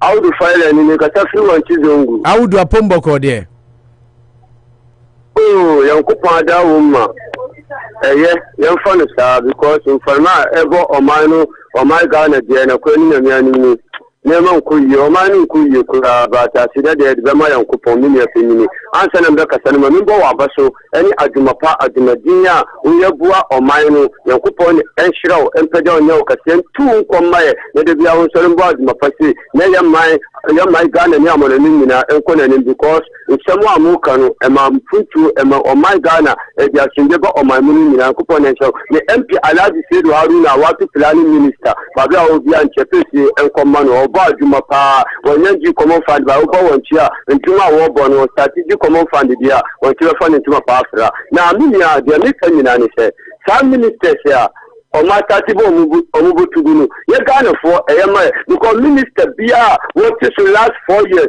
I want the ahochire I want gugu more for business woma oyele ebo omanu wo minister bitimi ko the registration center eko tutu agric minister anu we mbaye sema woka editia akuyafo esusu sanso ina akanu Kojo Nkrumah keze mama tinikasa no akan sensha eja te president mama ti se president mama no leader esusu sanso enu minister bitimi good radio station just like that yin now minister bitimi ti se soldiers educate discussion center theater omanu fa wuje so enu esusu sanso the evaluate the membership appointment committee no nyina ni se minister the last 4 years omudi wo yele bi awu kire abagana nyina no ombo mu entungu no mu fa ministers ombe ba be bo omanu businesses akona ni the tasu bio one Supreme Court sema yeka ye NDC for sema ye di ko dina court no article 633 no obi ajitu mu se ma me no ati se Ghana abatwo kwa mpensia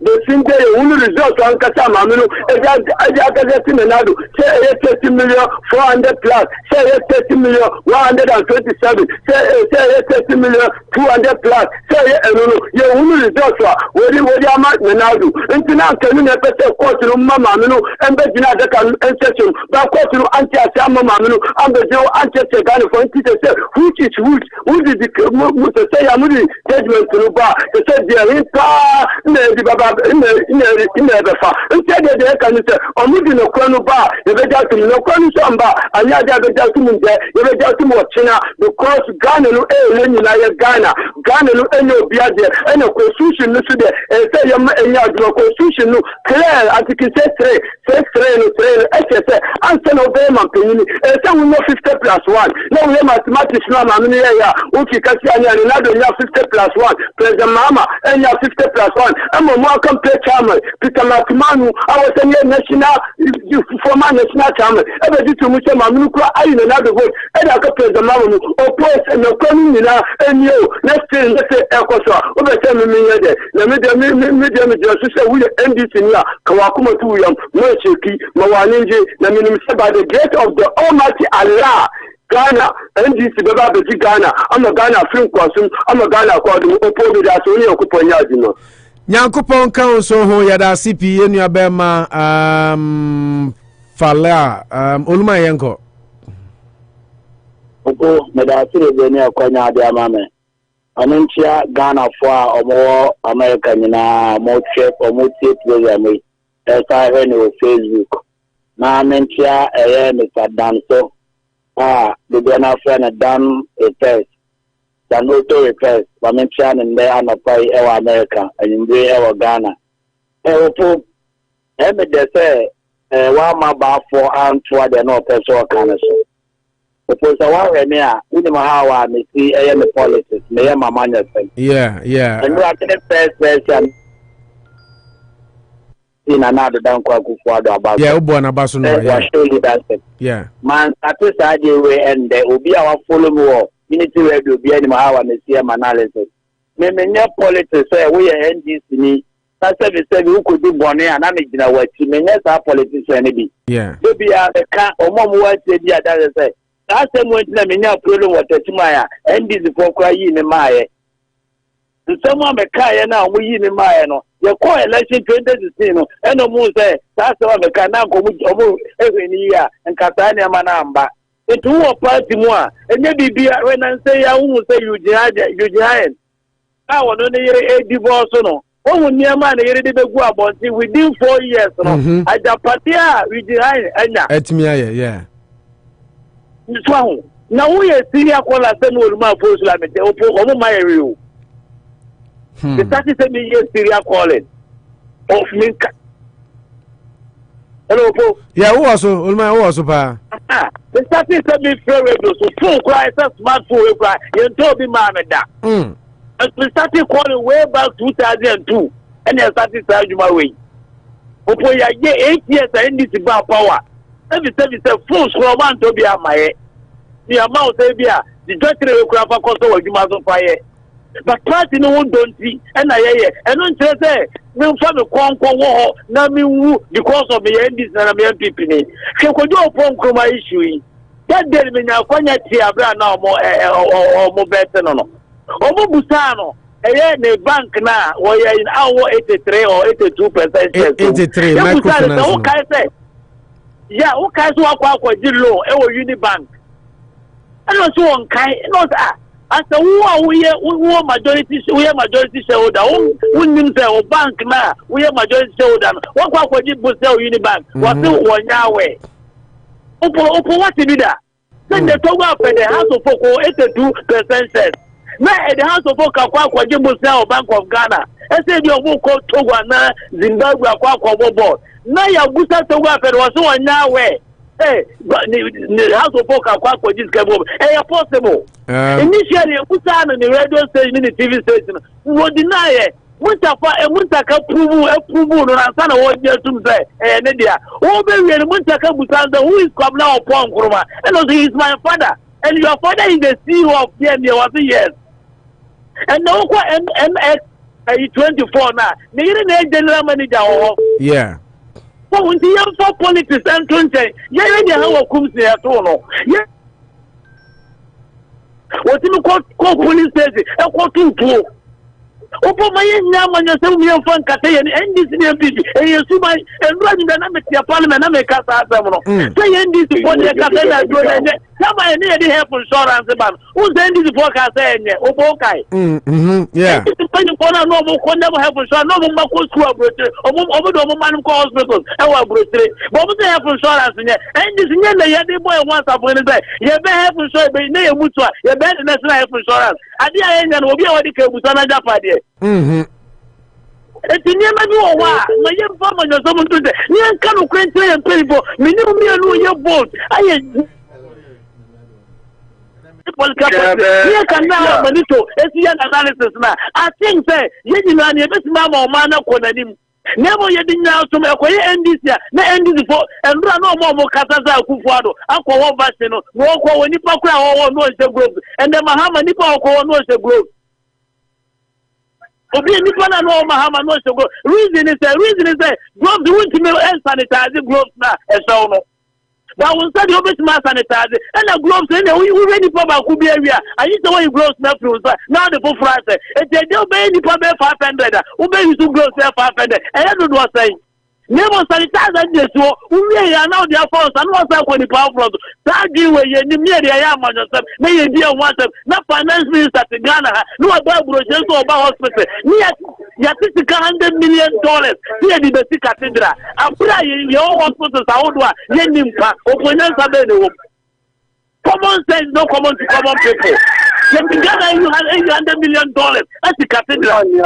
Here your hospitals out there nimpa. You hospital finance minister $500 million now. You didn't see cathedral. You bubu a dead for the 21 guya. Yeah, high mom every month just $2,100 been put on hold. And he said he can get this hospital. Please wait. Okay. Get to me a and then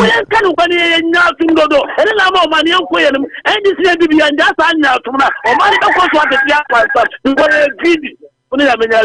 Nyamenka okay, hi Unity Radio 1039 Ulmai Warantia my uncle Sami from Sami West Legon as a hey. Okay, my auntie who you are Raman Swatuaso. Meda na Ulumai wakata ama mania Japan and saying some no can and he has been very objective and said Sana in a shadow. Oh, put the Obaya, then one more ministers, parliamentarians, no put his hard time. I just want to say, almost dignity and on personality here. And the new matter you might not know how it's going to affect you tomorrow. And I gave the answer, so he said, once I was a public figure, and I said, I'm not major appointment, and I said, we did say, we have major appointment to be a Bawumia. When he said, the way piano, piano. Say Pia is going to affect you. They've been killing any almost say one more appointment, but we are just praying. Say, you know, almost have a trust you on so the young and for about the trust. You know, put there, started down for camp there for 2024. I think that this is too early. It is too early. We just finished voting. That is 2020. For president, you can find our step. Which is that you decide the way the same one. That's such confusion. President, or your minister. Designate.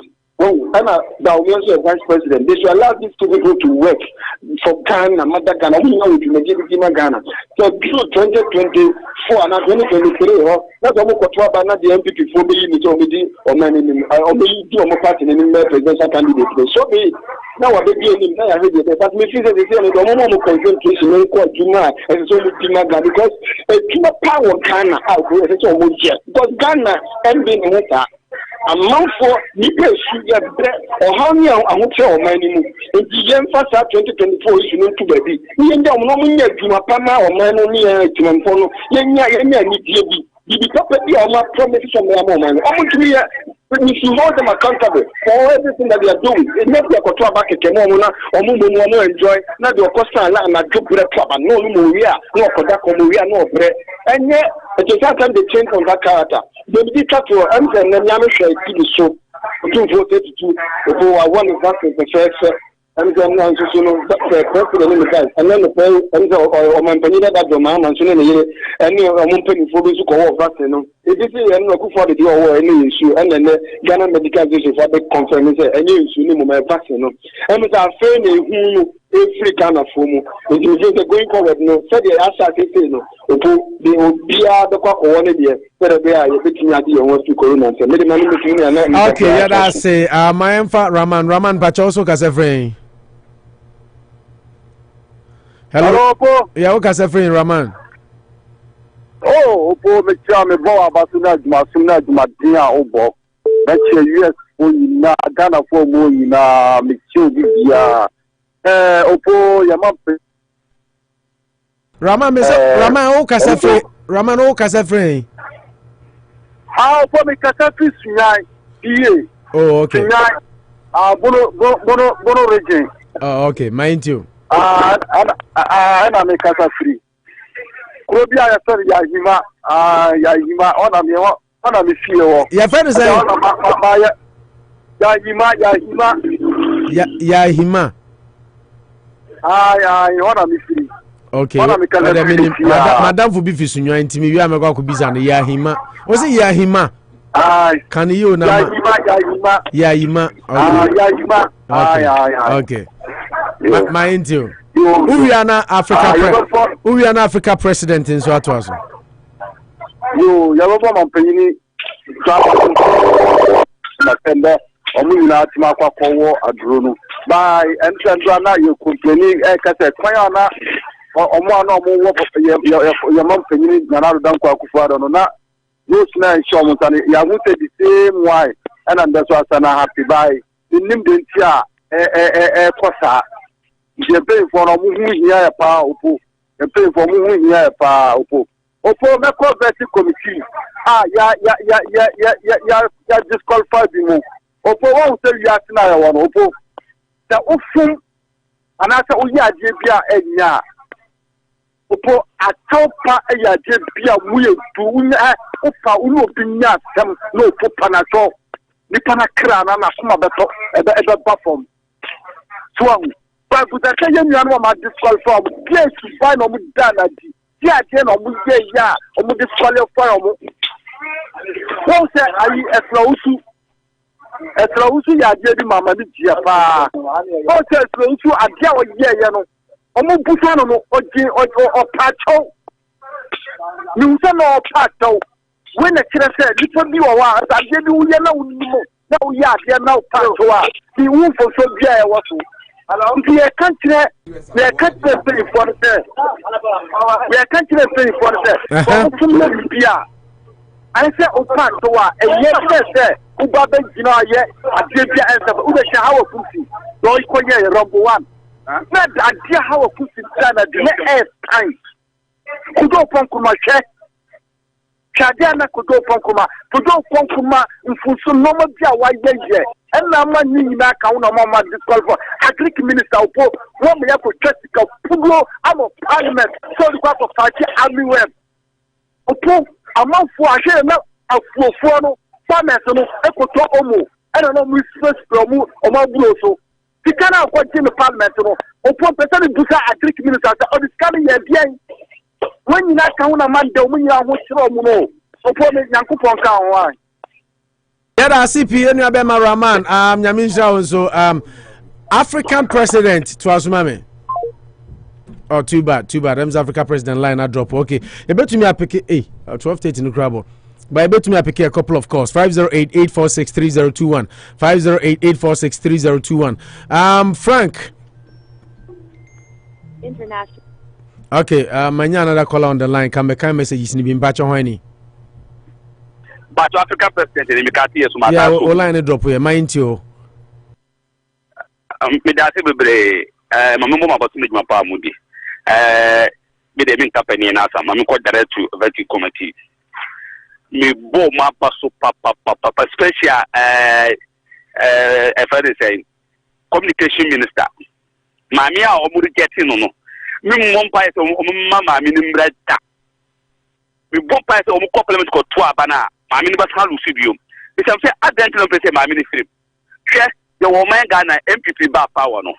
Mami me ti say omu system na choko FM station film bi also oyi omu film. You 100 and something FM station o close omu down. Say system na choko. Now me do ka say new FM station o ma dey 500 and something. Na idea wa choko a oyi 100 and something film. E ye den no azama different association license 500 something license. The until so this egg mano. They say nyaking because me kumnya. They say oh agenda bi no this egg mano.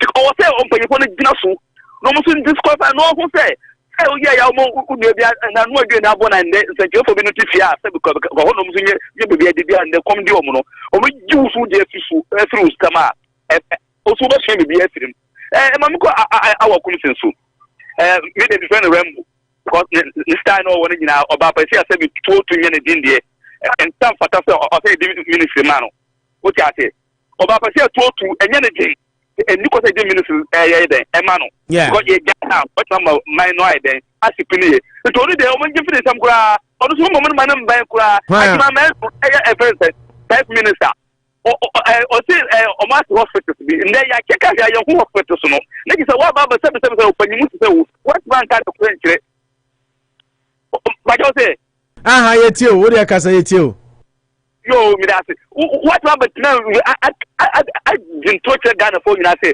hospital so na do esi wa bodiri akoko cheka yo hu health minister wo ti ha COVID-19 ba no ye di contract am Nigeria near OT airport ama for ba ojo mu dollars since December from there it's omaji $30 million ye be so wo what wo me nim hu hwe sabe no minister na wo di no for so be ana ye minister na ne de nti o mu pakini sin chen ya me no mo ya adwene because what do member for man show nsa abra adwene show nsa no what we hwenje na e da so ahwe say some koto aso you o mo nyina firi wa no so de me no mo ya adwene me that you know ko ma me ko mo obisumba to Africa president yanso ya da se ma memfa me ba jwa na o me line izu I'll manage my new WORCESTER. Am I into? And I saw the method of the shop. I'm about to do my palm way and much you need to do. I have phone a chief now. I saw the car and Martin, the president. I think I call one vaccine.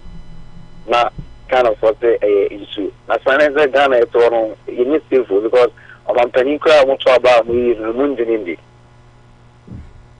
the first place moon in the. And the time money to me. I'm the president.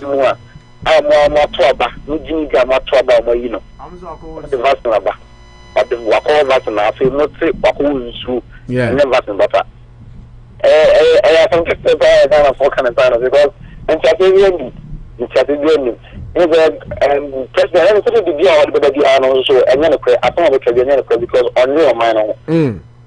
Yeah, a very serious. That's not even a category for after the ceremony, you see, they are moved on to baby. But no one who are the shoe and a month for saying a vaccine on a cities now we are doing them. It is no more I cut because President Power no do mind no own to go issue and for vaccine the cool mine and their mind phone. That's not you know the Ghana for say moonlight and for superstitious beliefs no na okay.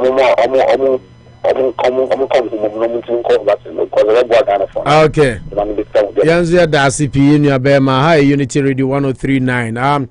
Your time no cross but I mean a couple of messages. Nami Ramanicho so Frank Ajima on Facebook was always on point, giving us your best. Great job. Keep up the good work. Asari Kofi Israel say water cannot be injected into the body. It will kill you. Simple cry.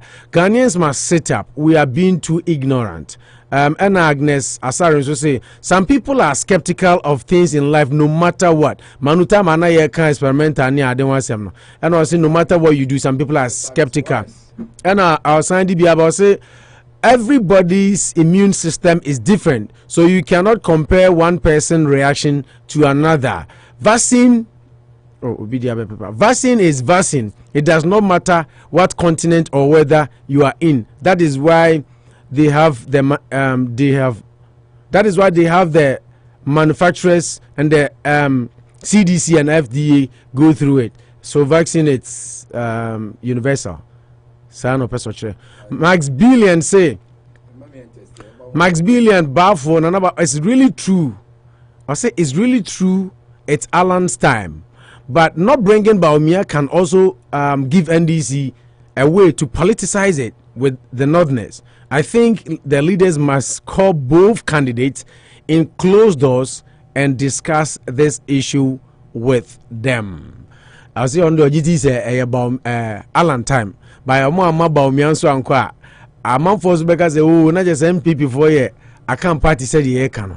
It's the biggest dilemma that you can ever think of, especially against the backdrop. Say they used the same case in 2007. Yeah. Say Akufo-Addo time. I say Oma Aliu Mahama Enko. And I say story report. What do there we are? CITEG for a story no sound exactly. So what do there we see from Neko? From Nakona. I'm not ready to listen. Yeah, now you see any fit.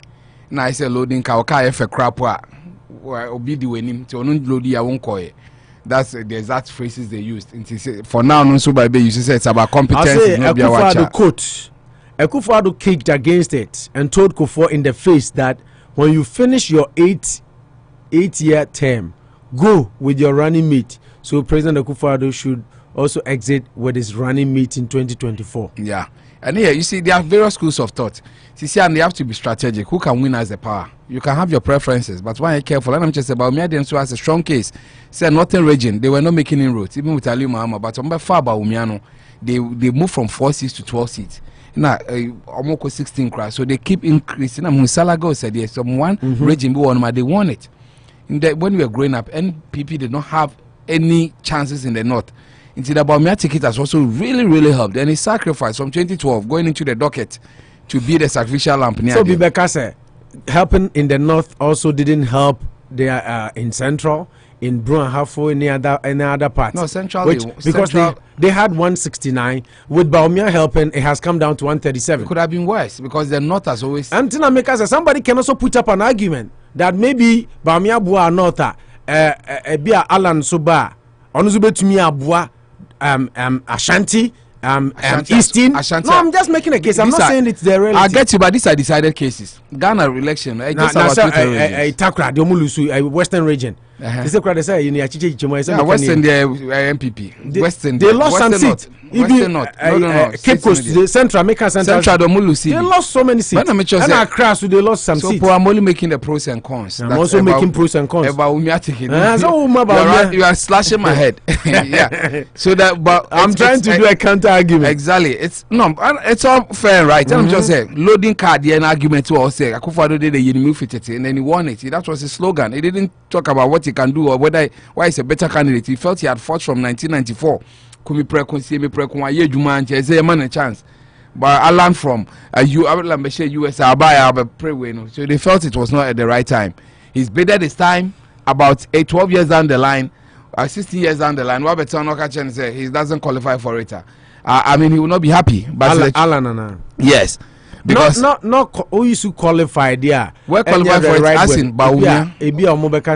I mean, definitely they'll go to their conference or a convention or one.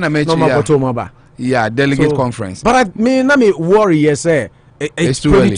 No, I don't think it's early. 4 years. Yeah, baby, vetting crying. They can want someone now rejected by cabinet. You see the point. And then the next 2024, it's already running. America, factions are already being formed. America, they still believe that. Basically, one of them say, Trump is still in the lead. Shisheko. I mean, at the end of the day, you can talk and take a momentum. You see, and people are fighting for factions in Obia. But Trump would now. Mami peke call with me, but Trump would Trump lost. Yes. NDC now start here. That is understandable. But since here and Biden it is what is a Democrats within Democrats they are thinking about 2024 because he's getting his cabinet members through. A losing party has to prepare more than what's the winning party. MPP say 2017. Did they do this in 2017? Or 2017 Olusu Bakono. Because Akufo-Addo was going to go again. Exactly. So the dynamics are Biden can go again. So let's put it in perspective. Maybe I just your last caller came for Kobe but me so I try ache. My into when you. Hello. Hello, Bonajam. Yeah, this is me but your noise we chire Mr. Ojina baby noise we chire pa. Me but your yeah, when you Kojo Fokuni. Yeah, Kojo jina baby in the kasa ma intio. Noise wo phone na chipa. Yanko. Your last caller. Mbacho mate. Eki chan ma me fa chaso kuma mi senior manucho. Mama by that boat. Enemy am boss assemblyman opoya no wa ka che meeting ai achepa. Entia o ma meeting ka opo. Me am so na ma kwa kufa ni sama ya tibinom. Am say Jeme and Sama Omukano, Ghana Medical Association, Sama Omuka, say, and we are seeing an answer Ghana for a yes. Nana, I do not go to any fight. Any year of him saw to Koso, and do not go on a Yensuno. Although, and again, and playing for every state to Ghana.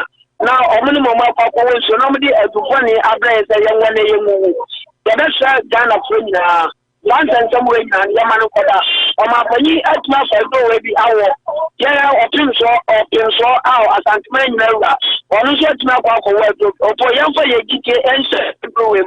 Now, young for Yaniki, and Kobo, as well as our visa, as well as how that's all. And the beginnings and another done on first will be also on work.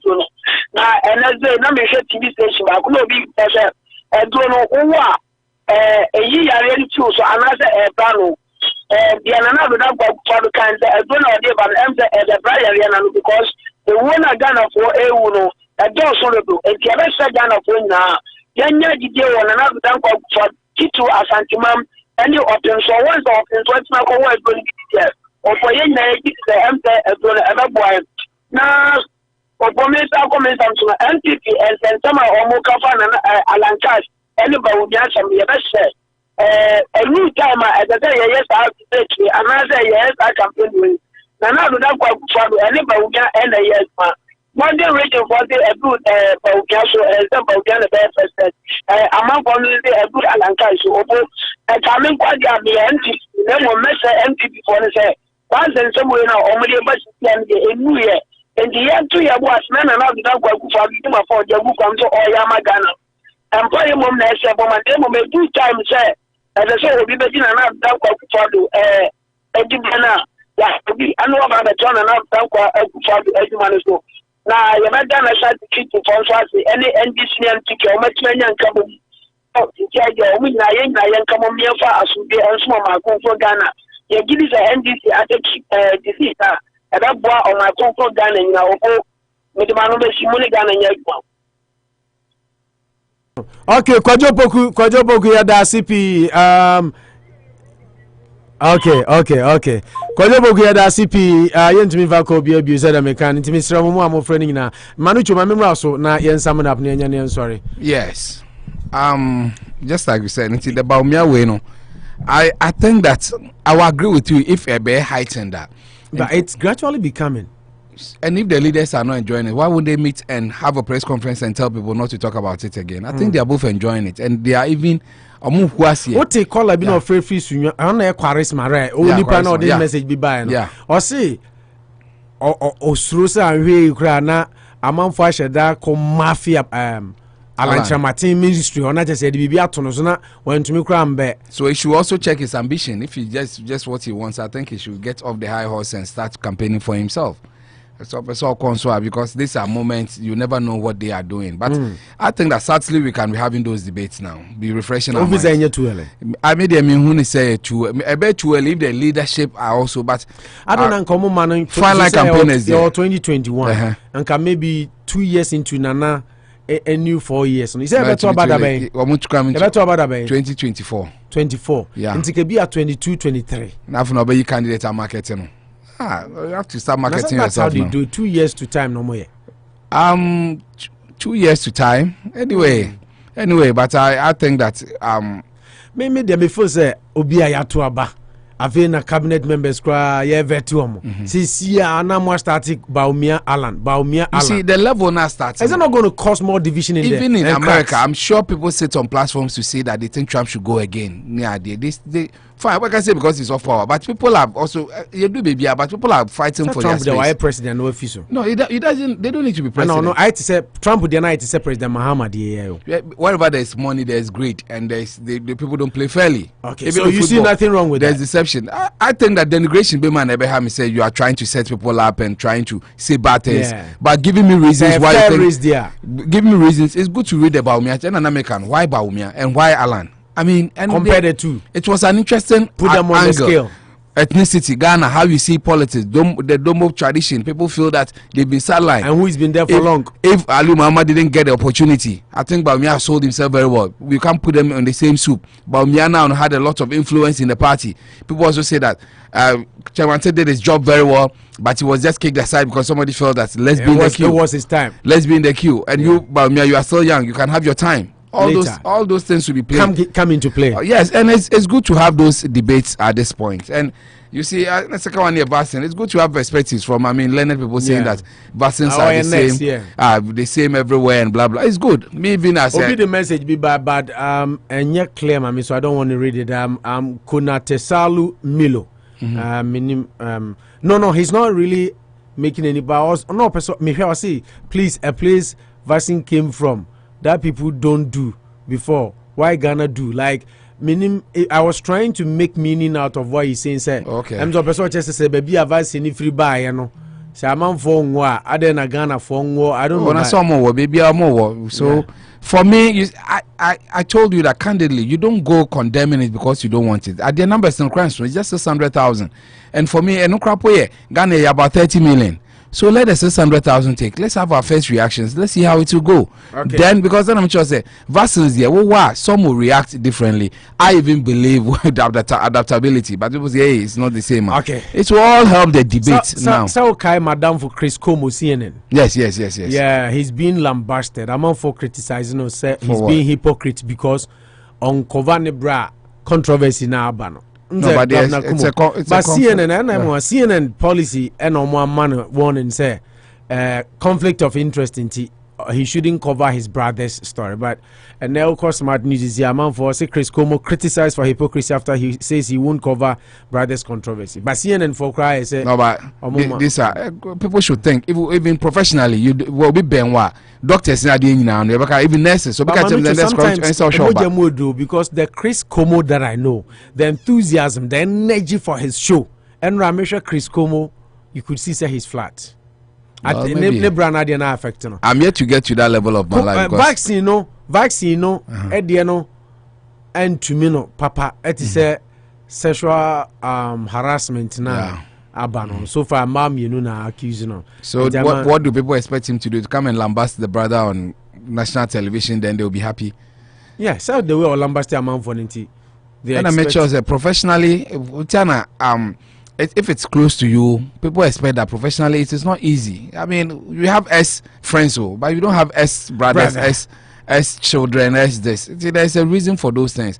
Just as sadly you can come and talk about it that you think you are going through a difficult period, but lambasting there, it always has its own positions. Yes, I so for nyame admo chana paisa no bishia. Kai say there asada kese emanyuma komuta e chidano to repairs. Eboyen o ka no problem bi ababia obisa Paula Wacho Beka 45 Fremont Street na sisi ujina usisi ni car. Ezanze urada so boy adwuma yi pa. Father Enoch kusi kirematen. Father Muaka so nya problem 45 Fremont Street na say shock absorber shaft ana check engine oil change anything mechanical Fabre 45 Fremont Street ni sisi ma. So wo per driver's license wo Worcester ha maka cha say Richway Auto School baby ba kope Richway ebesiesie na waboa na o permit no kra wo problem ni nyina ono obedi hu djuma frɛ no 508-459-1331 o call road test na examiner no beba yen office na obefa no ode wako yenim baby ode obefa ntia ode obefa wa nsa na obefa Richway growing bigger helping Africans get their driver's licenses 774-386-2534 774-386-2534 eno any ne cell phone number offer no ahunsa beka no so obedi nkwan okrum ha mepacho hwehwe anochi trading achiri kwan anochi trading bo adwuma yie pa na osan akwakofa anochi coach so aba utwitwa nam fish na manu jose fish na friends nipa ba akwa mete ne nka cha o show ni so ma me mfa no Titi your best friend Titi Titi abom desai Opo Nyamiadum, Bosuo. Nyamiadum yehu ya manfo so mo afi wo show no so pa. Oh, we all miss you and we are happy you are back. Yeah. Enka ye pon kra ka ye mfa ko bia bio na waba nti de ode maye no maye nti wansa na sorry. Oh, okay. I just want to talk briefly about Alan and Bawumia. Yeah, maye nti. For me I think the best person for MPP is Alan. People are saying Bawumia, because of the Bawumia becoming the vice president, he has made MPP made a lot of gains in the north. MPP made a lot of gains in the north because he's a vice president. Mm-hmm. It doesn't mean because he's the vice president, he has made the MPP has gains in the north. That is automatically then he should be the candidate for 2024. No. Bawumia, for me, I think excuse my language, but I think he's an incredible person. For me, in my view. Why do you say so? And that is the reason why a whole president of the country has taken a vaccine, and Ghanaians are saying is not the true vaccine, but it is water. Because Bawumia said so many things that today Ghanaians have realized that they are all deceived. So if we put somebody like that as a president, what do you think will happen to the country? It is time for Ghanaians to know the right thing and make sure they fight for it. But we are always going to party lines, and that is destroying the country. What is not good, we need to be bold and say it is not good. For me, I will not support for the Bawumia to be president of the country. He has told so many lies. And that is what today President Nana Akufo-Addo cannot believe. So you think President Mahama and President Nana Akufo-Addo should take this vaccine. Ghanaians will trust President Mahama and President Nana Akufo-Addo. That's my way. Oppong will continue tomorrow. Okay, Titi, that's it. I had a DC Titi came for call but we decided to pick Titi because you're turning catcher on the show. Okay, Titi said Bawumia can throw baby into one village, one dam, one way, one. But I know there's another Suki can be. Yeah, but a lot of lies. Policy. One district, one factory. One student, one laptop near the Yes, one bed, one sky. One journalist, one studio.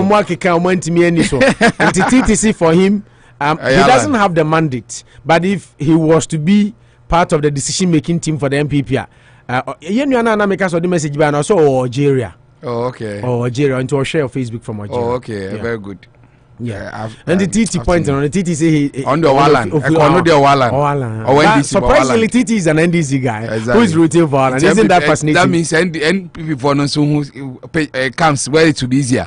But I think Alan will be a better candidate for the MPP and a better fit. To me, once we are here. For me, you know me. Even I'm a Christian, but maybe more 10 reasons why it's not good. You are what? I'm a Christian. I can give you 10 reasons why Christianity is not good, but I'm a Christian. My case and you delete here. Whatever I say, I'm responsible for them. Nyami admire name rain. Cuddly Digest, Reverend Father Kwesi Nkrumah, and your mono Samoa, and Paula or Secretary so baby. Because what's if you check? And only father any as a mom father called vacation kakra on the show for about a month and then almost resume you kindly digest to be on from 8 to 10 p.m. 8 to 10 p.m. to make a date na isha Reverend Father Enoch Kusi Chiramatin wabing Manucho Ghana no only father binya encountered a Roman father Oko Catholic da. Oh yeah, my dad was a staunch Catholic. Who did Tom Brown ni so gumni wheat? This was stabbed the seat. Who did Tom Brown ni so gumni wheat ni bida? Yeah. No papa then. No PPC member. I know PBC ni there. Highest decision. Sorry, no. Highest decision making man for the church. Your real dad? Oh yeah. Nobody in Amon. Evam say. Edine then. Parish Pastoral Council. Oh, Parish. I said Momo from Presbyterian, senior Presbyterian. Yes. No, na me kopa. And you pon father when Catholic by blood. Father when him ho. You pon ya. Only Father Chiramatin shia. You see the Tom Brown is so gum ni wheat ni bida. Wo dey mendibi. That's why I'm a bit. I don't know when dibi. Milk powder ni ade na the Roma for the break schools no.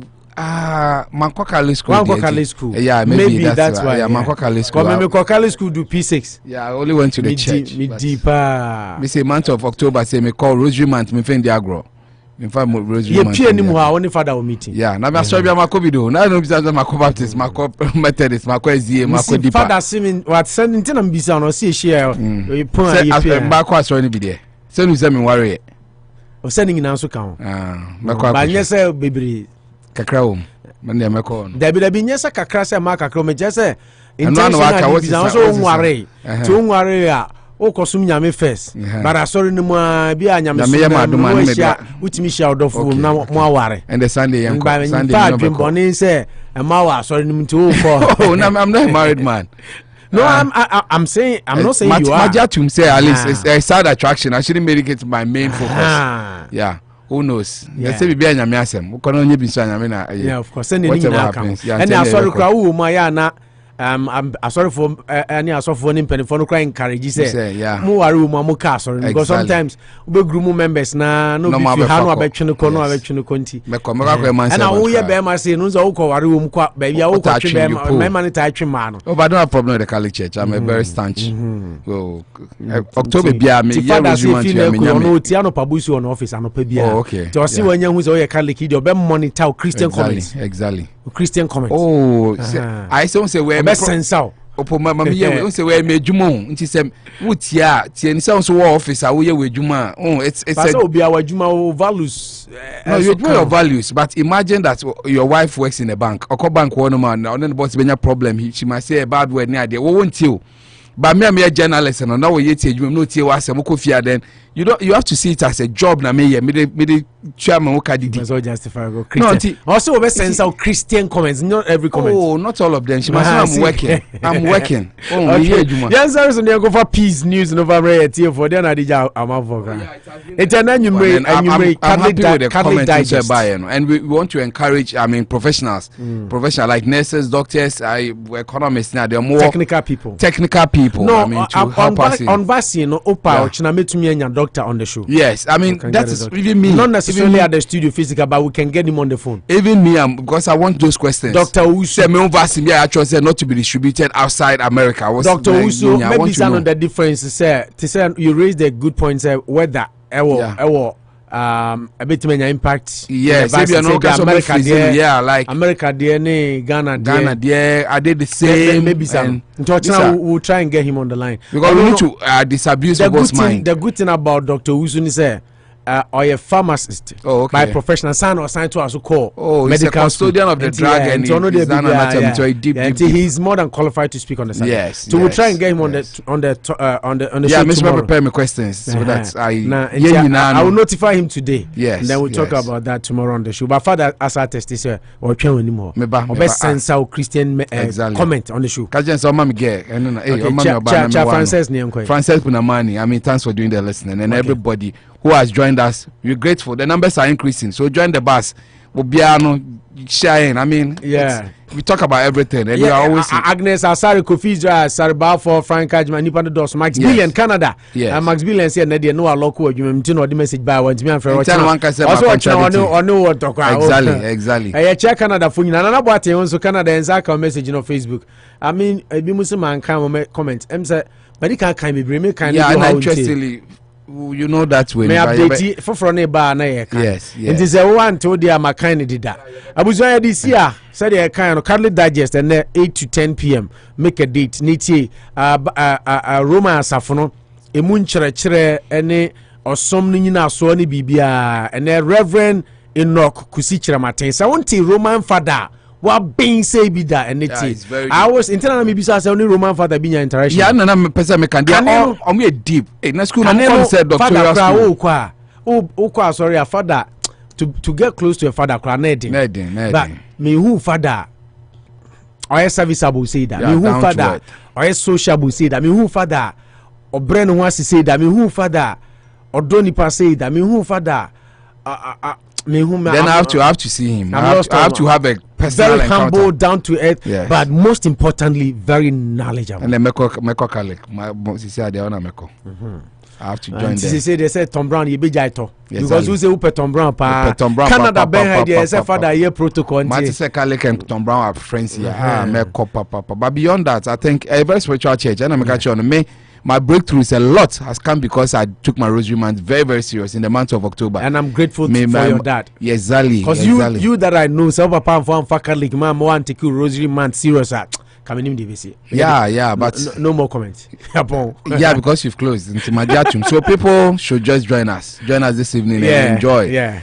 Utia is very deep. Very deep. And then you Catholic Digest to be on 8 to 10 p.m. And Secretary of St. Juan of Catholic Church, Baby. And secretary na mu nso baby nti na mu nhia no ha catechist Ejawusu ene Odame right ya chiamu ya temu nkacha Ejawusu show isha ase na obebe na no me frame say eja na say the waja abo fathers was opo adwuma no abruchira brabo ben den Oppong national ni midin uti Manucho Maganda Gaucho Margarita La Molina nka ena mo mbesra studio ya miensa Paula Watwe secretary edema St. One of Ark Catholic Church obesra na Dixon ono so auto body specialist down auto repairs ka na pem na nanimu moa Fabre Dixon obesiesi amawo ena ono amu Reverend Father Inokusi Chiramatenso ene onanu nyam ebesra studio ha midin de Oppong national mene Manucho na de dwumadi ebramu nyame ya adoma yebesa ni mo hye ochana no pa yeda mo a mo frɛ ye mo a mutie ne mo ntumi amfrɛ yebo a wosi Oppong na wutie yebo a onso yeda wase na wo ye adwuma BPS woni nana na ye adwuma thanks for listening ne mo a mutie nyina ma mi Agnes Boafo Roman ni pa me ma me ne say wo hu se wo ye Catholic ni se dia me fa number man no ma una enye den Babu Mary on shy. Mary Aduma Shoma. We shall be also see Rose. And I say Rose gentleman can.